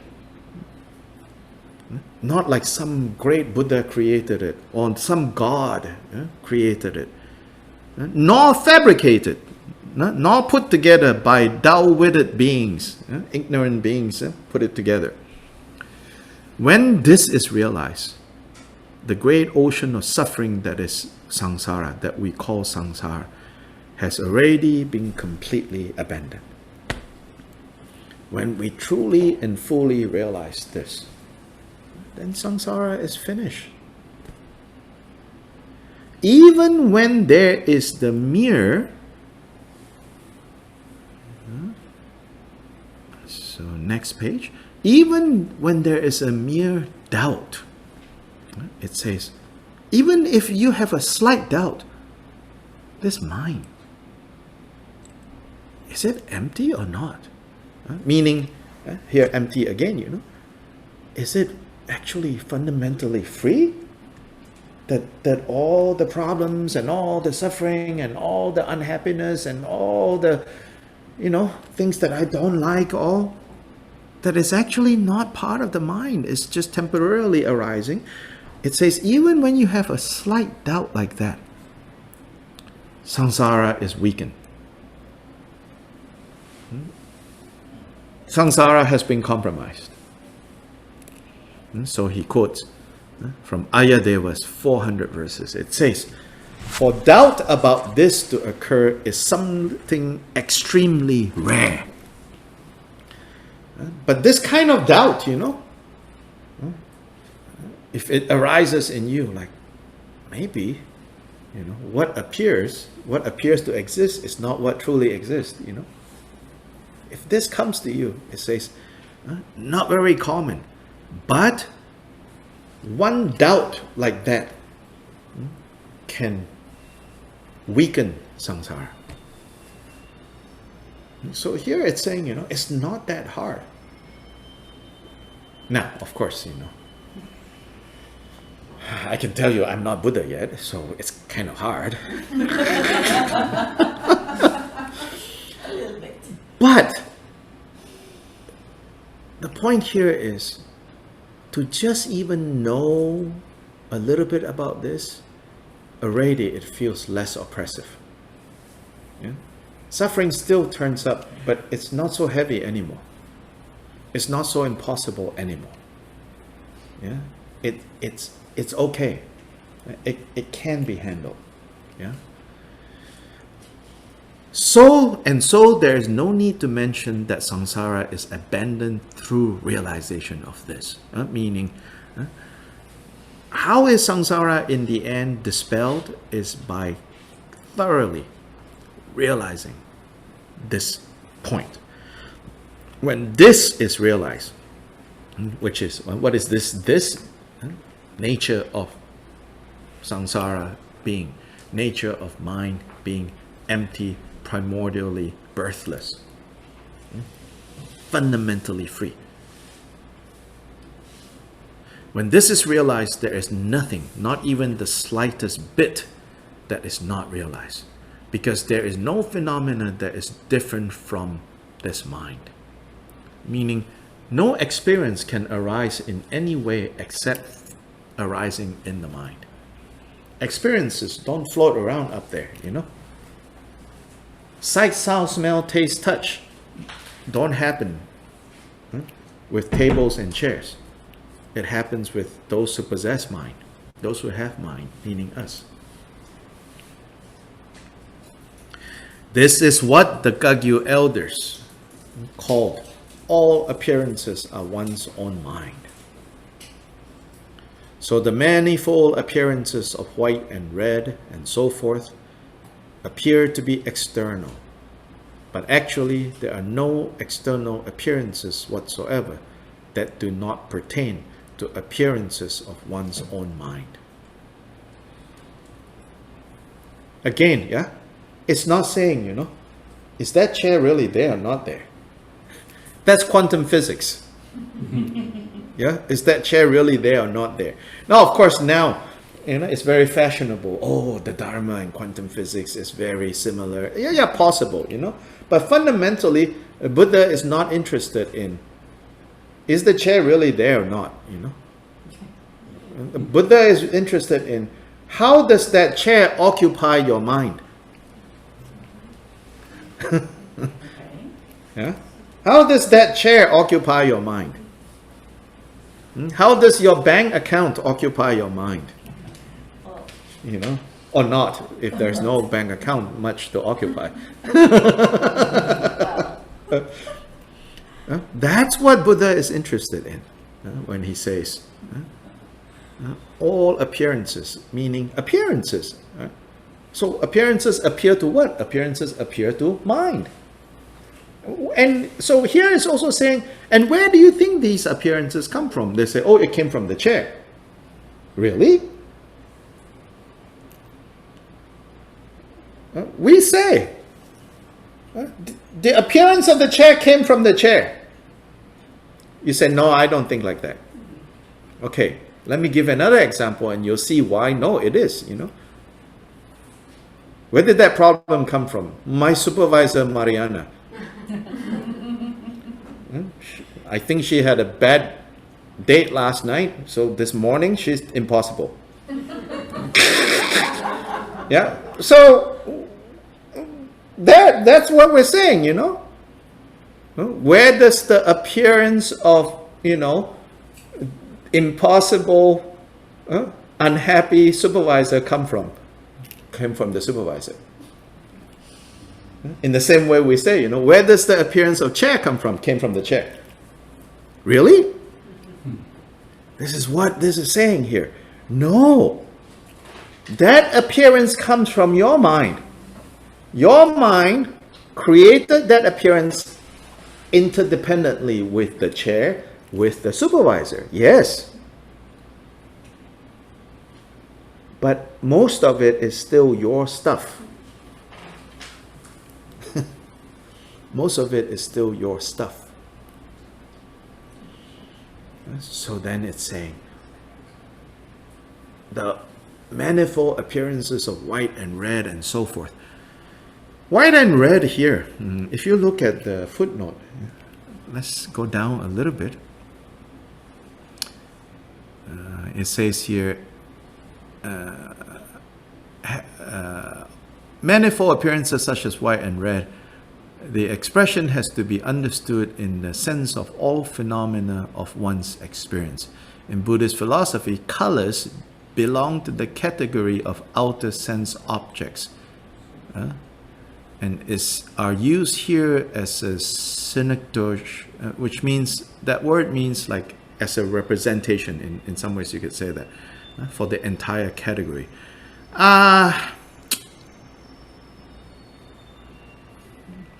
I have a slightly different explanation for that. I mean, same, in the end, it's the same meaning. But I think the white and red here is talking about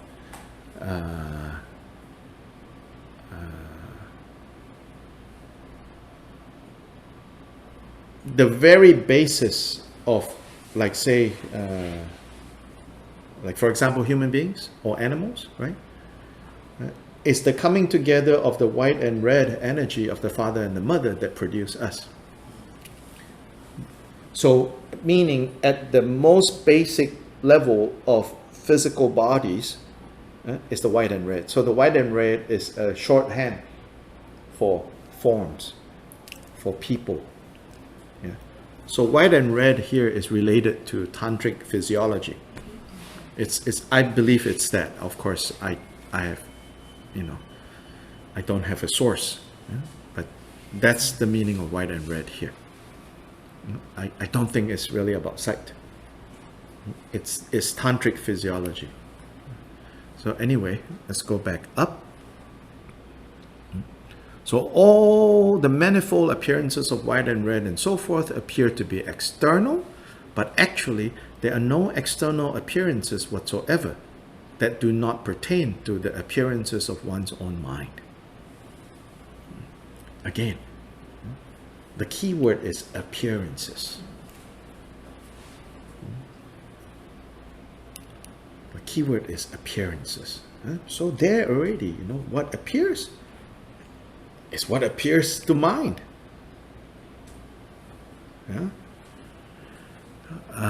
So this is also expounded in Maitreya's Uttara Tantra, in the same way that a jewel, due to the conditions of various colored backgrounds, does not appear in accord with its true nature.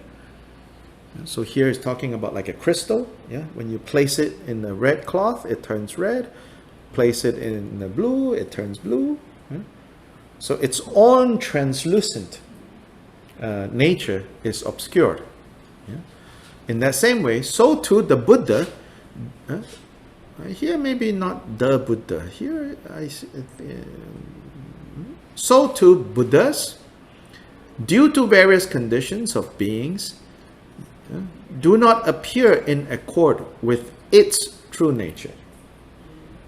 So Buddha here is not he, she, Buddha here is the awakened state. Because in Tibetan, Sangye can be the person who is Sangye, Buddha, or can also be Buddhahood itself. So the appearance of samsara as manifold, as various, is the appearance of inner mental activities that are manifold. That is plenty, variety, all the differences. But when this mind is realized, there is not the slightest bit that is not realized. So what it's saying here is, instead of trying to look at every appearance,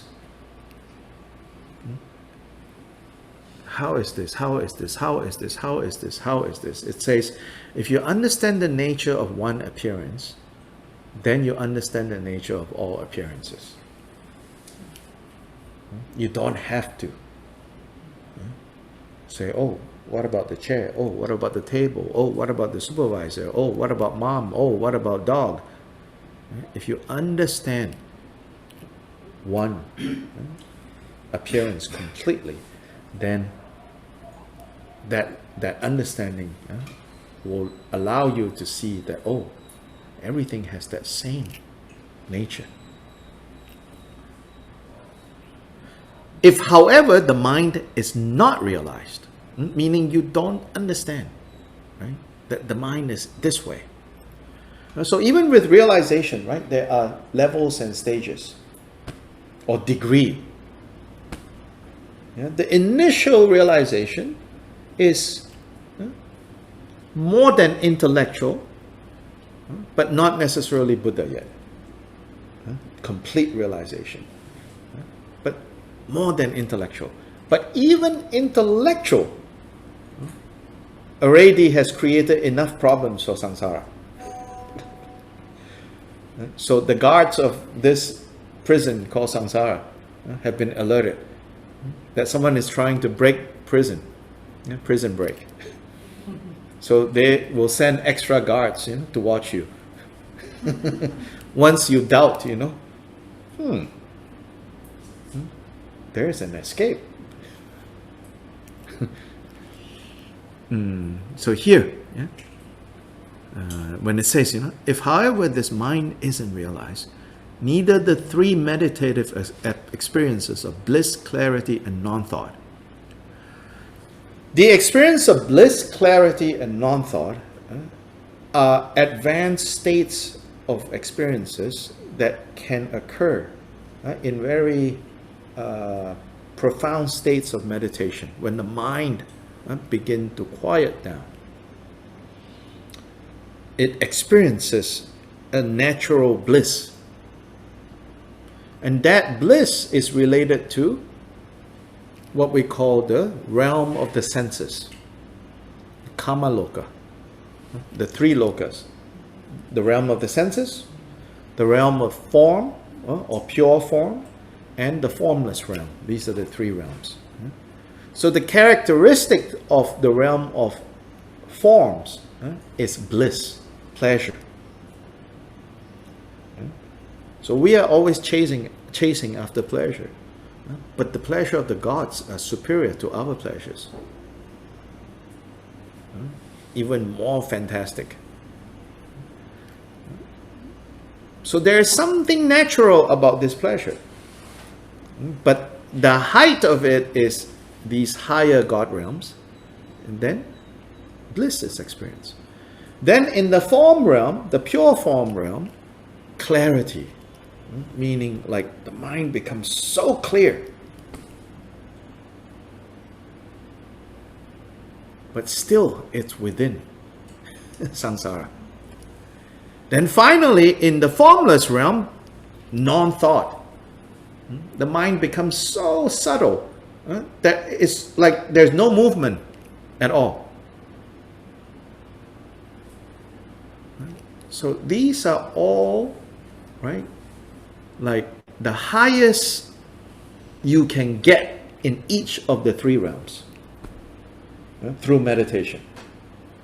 So what Gilbert Rinpoche is saying here is, even if you are able to meditate until you experience these three things, these three states, or alternatively, he says, the mindset of loving kindness and compassion up to and including relative bodhicitta, all of these by themselves cannot, not enough to take us to transcending samsara, the ocean of suffering. Even someone who has become chakra, the ruler of the gods, or a universal monarch, a ruler of men, would fall back. This is also what Nagarjuna taught. Even someone who has become the king of the gods, venerated by all, by the force of their karma, will fall again to earth. Although one has become a universal monarch, one will turn into a servant of servants in worldly spheres. Suppose someone had ultimate bodhicitta. Okay, so pause there first. So at that point, basically, Kyuba Rinpoche says, without understanding, without first understanding, then realizing, then completely realizing that the mind is fundamentally birthless, and whatever we experience, all the appearances are basically created by mind. If this point is not completely understood, and this is what we call ultimate bodhicitta. So ultimate bodhicitta pertains to wisdom. Relative bodhicitta pertains to love and compassion. These are two sides. So up until now, he's saying, even if you have very advanced meditation, until you experience bliss, clarity, no more thought, if you don't have the wisdom of understanding the nature of these experiences, right? These are experiences, right? But you have to understand the nature of those experiences. So he says, if you don't have that, you cannot leave. Jailbreak, not successful. Prison break, not successful. Now he considers another scenario. He says, suppose someone had ultimate bodhicitta, have the wisdom part, realize the wisdom part, but no relative bodhicitta. Not actively training in love and compassion, and not actively training to benefit beings. Right? He says, what about that situation? Then he says, with that mental state, with that kind of attainment, they could obtain nothing more than the nirvana of the hearers and the solitary realizers. And that means Hinayana. The result of Hinayana, limited. That is because those results would have ripened from impure and inferior intentions. Meaning motivation. Inferior and impure here means inferior compared to the great motivation. It's not inferior compared to samsaric motivation. The arhat's motivation and the particular motivation, is superior to all our confused motivation. But they are that motivation, wanting to free themselves from confusion and suffering, is impure and imperfect compared to bodhisattva's motivation. Yeah. So that we have to understand and not look down on Shravakas and particular Buddhas. Shravakas, particular. It's inferior, We are Mahayana people. It's like so proud you're Mahayana people,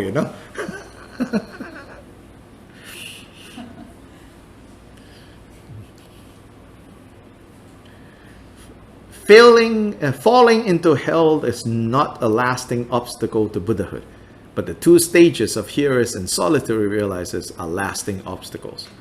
So very strongly saying, Again, we cannot misunderstand this, and say, oh, better to go to hell than to become, Sharvaka or particular Buddha, Here it's saying, falling into hell because of bodhisattva sacrifice. So Captain Compassion went to hell. It's not talking about me going to hell. I go to hell because, of other reasons.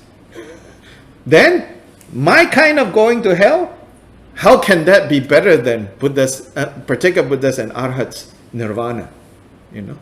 No. Here is talking about for those truly on the bodhisattva path, as in on the bhumis, not just pretend to be bodhisattva, part-time bodhisattva. I went to the bodhisattva vow retreat. I must be a bodhisattva now. I even have a card to prove it. A card-carrying bodhisattva, Not talking about that. We're talking about actually on the bodhisattva bhumi. Actually, when you're on the bodhisattva levels, you can go to hell realms. Yes, suffering is still there, but you can endure all the suffering because your motivation is so great. In that way, it's superior to our hearts and particular Buddhists. Therefore, the meditative absorption in which the two kinds of bodhicitta are inseparable is needed. So the meditative absorption, here we're talking about the fifth paramita, the dhyana. What is the mind to not move from, to not be distracted from? The two bodhicittas. And the two bodhicittas, we have to really understand that they are inseparable. And that's not so easy. That's not so easy. You say, what do you mean? Well, how many times have we loved and cared about someone and so much suffering? Right?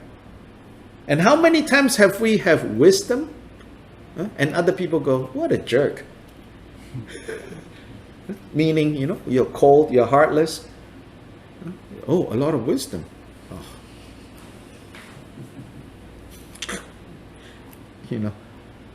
There's suffering in the family, everyone is crying, and you're like, it's all just samsara. And you leave, Yeah, everybody, what a jerk, They don't say, oh, what a bodhisattva. Because we're separating wisdom and love and compassion.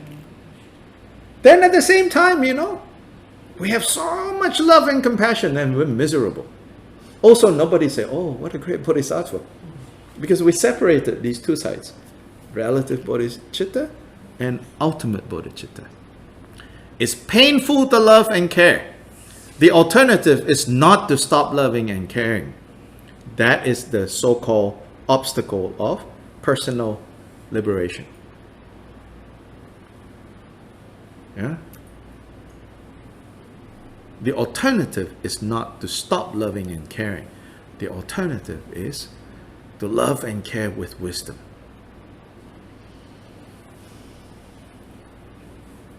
Yeah?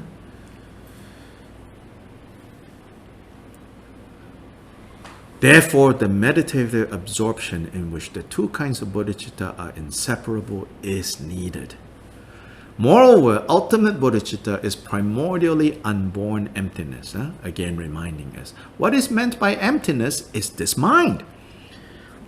Neither separated from, nor endowed with desire, neither separated from, nor endowed with aversion, neither separated from, nor endowed with delusion. This is talking about the three poisons. It says that this mind actually, the three poisons is not part of it. That is easy to understand. I mean, experience is different, right? Understanding.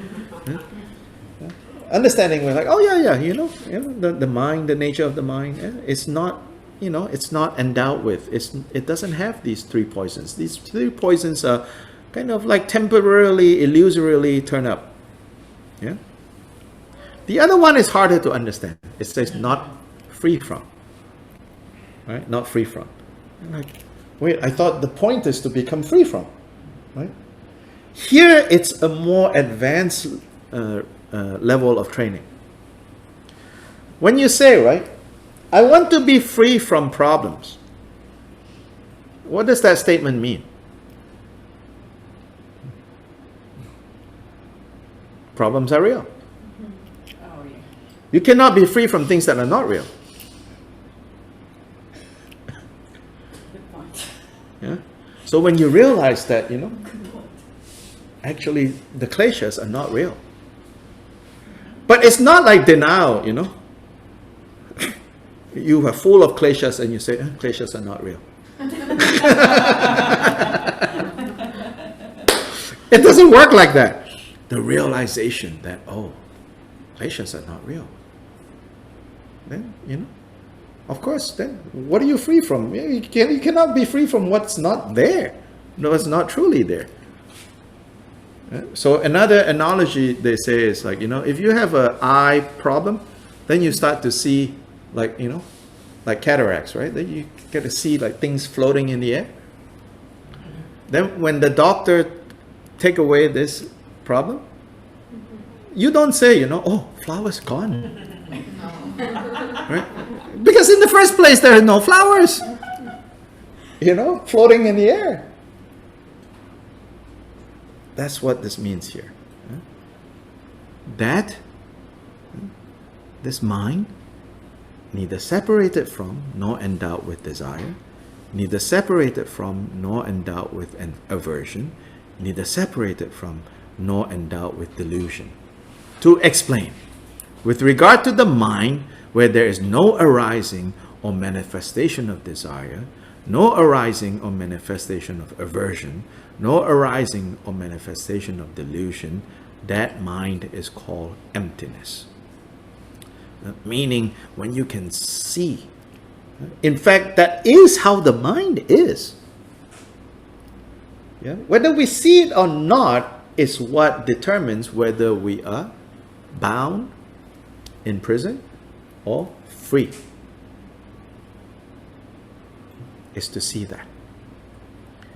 That this is so is also taught by Nagarjuna, who is essentially one with the Buddhas of the three times. So he says in his Bodhicitta Vivarana, I think that's the name of the text, commentary on Bodhicitta.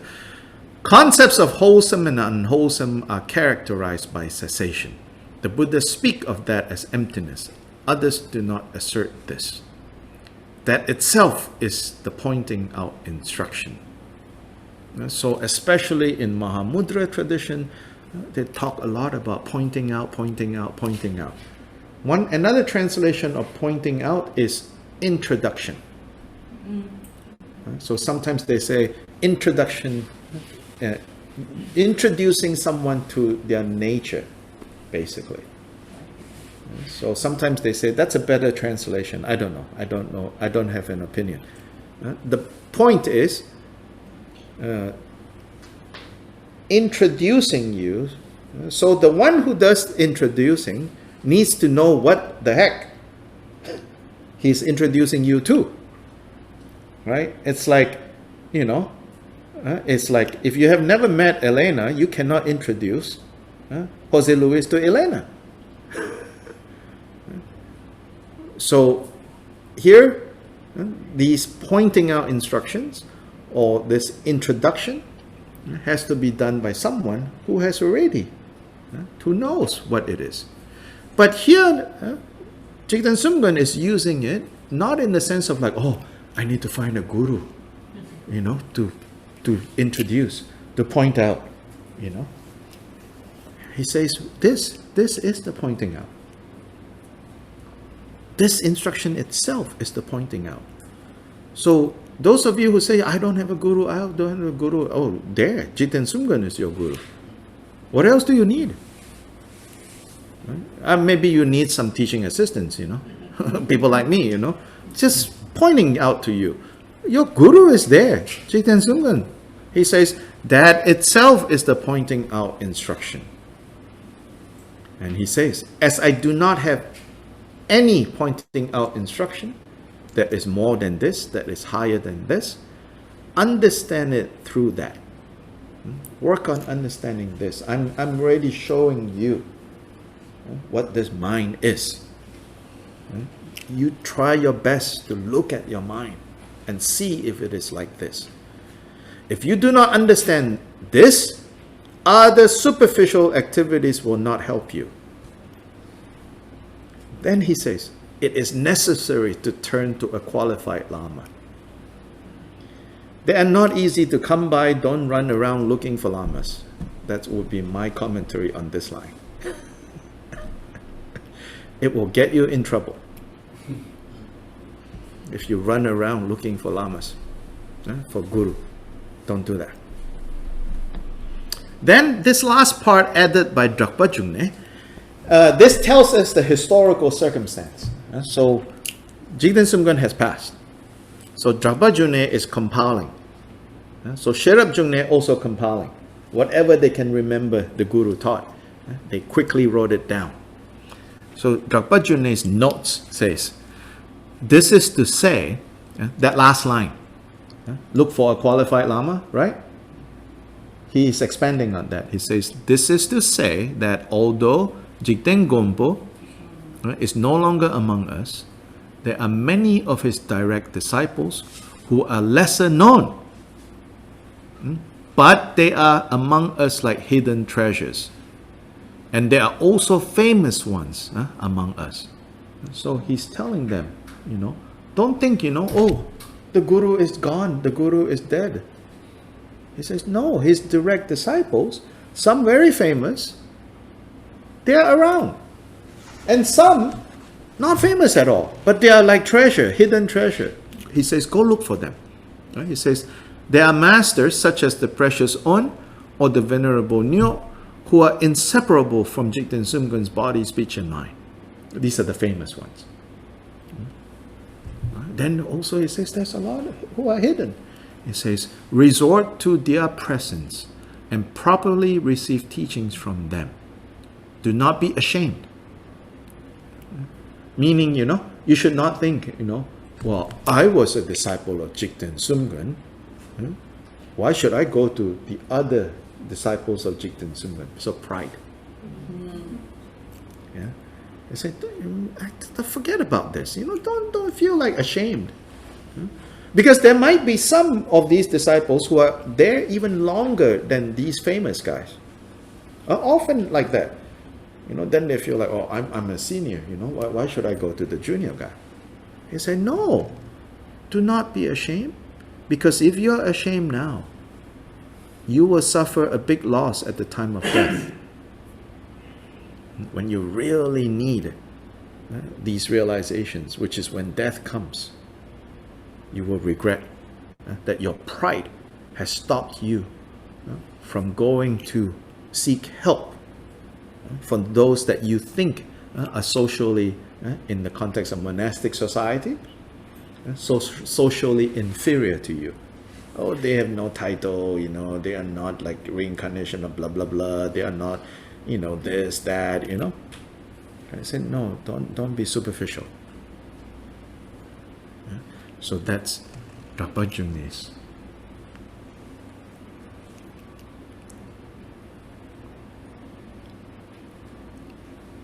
The two bodhicitta is what the lineage is. If you have that lineage, you're good. Then you can add other things. Icing. If all you have is icing and no cake, you'll fall sick. I just want to eat icing. Like kids, right? Oh, icing, yeah, you'll fall sick. Where's the cake, So the cake is the lineage of the two bodhicittas. It's just amazing, these teachings from Gilbert Rinpoche. So clear,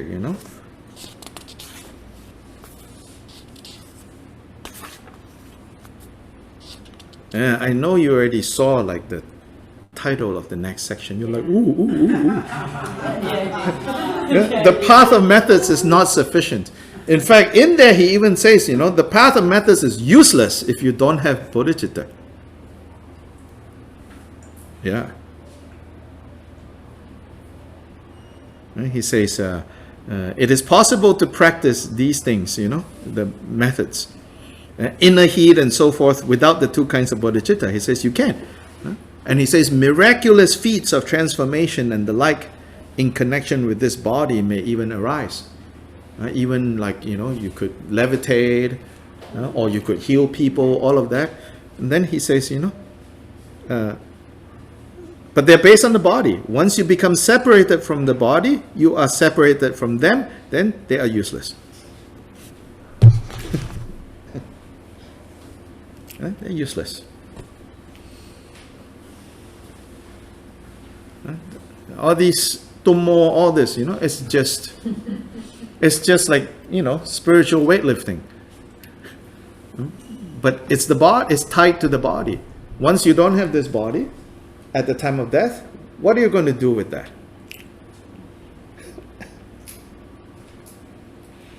Some people say, oh, I want to save on my heat bills in the winter, so I want to practice tummo. I thought they were joking, you know, someone, but no, I met people who are serious. It's like, oh my God.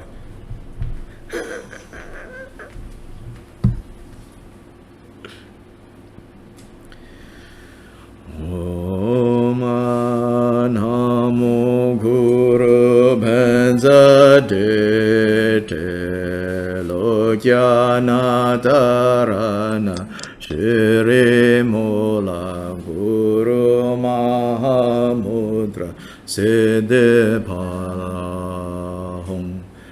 Om Namo Guru Bhenza De Thank you. The leftovers, they were good. Mula Guru Mahamudra Siddhi Palahum. Om Namo Guru Bhenza De Lokyana Dharana Shri Mula Guru Mahamudra Siddhi Palahum. Om Namo Guru Bhenza De Lokyana Dharana Shri Mula Guru Mahamudra Siddhi Palahum. Om Namo Guru Bhenza De Lokyana Dharana Shri Mula Guru Mahamudra Siddhi Palahum. Om Namo Guru Bhenza De Lokyana Dharana Shri Mula Guru Mahamudra Siddhi Palahum. Om Namo Guru Bhenza De Lokyana Dharana Shri Mula Guru Mahamudra Siddhi Palahum. Om Namo Guru Bhenza De Lokyana Dharana Shri Mula Guru Mahamudra Siddhi Palahum. Om Namo Guru Bhenza De Lokyana Dharana Shri Mula Guru Mahamudra Siddhi Palahum. Om Ya Namo Guru Benza De Te Lo Jana Tarana Shri Mula Guru Mahamudra Siddhi Pala Hum Om Ya Namo Guru Benza De Te Lo Jana Tarana Shri Mula Guru Mahamudra Siddhi Pala Hum Om Ya Namo Guru Benza De Te Lo Jana Tarana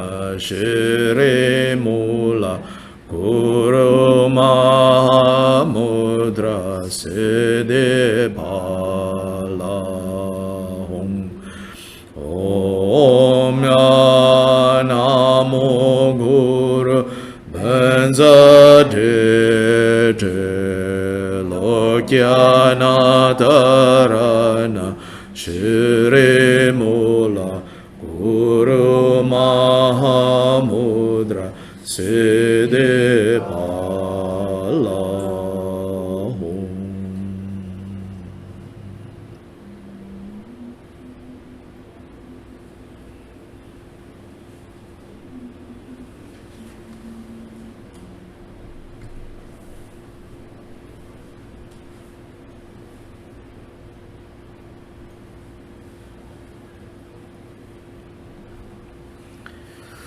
So let's take a short break, maybe 10 minutes, and we'll start.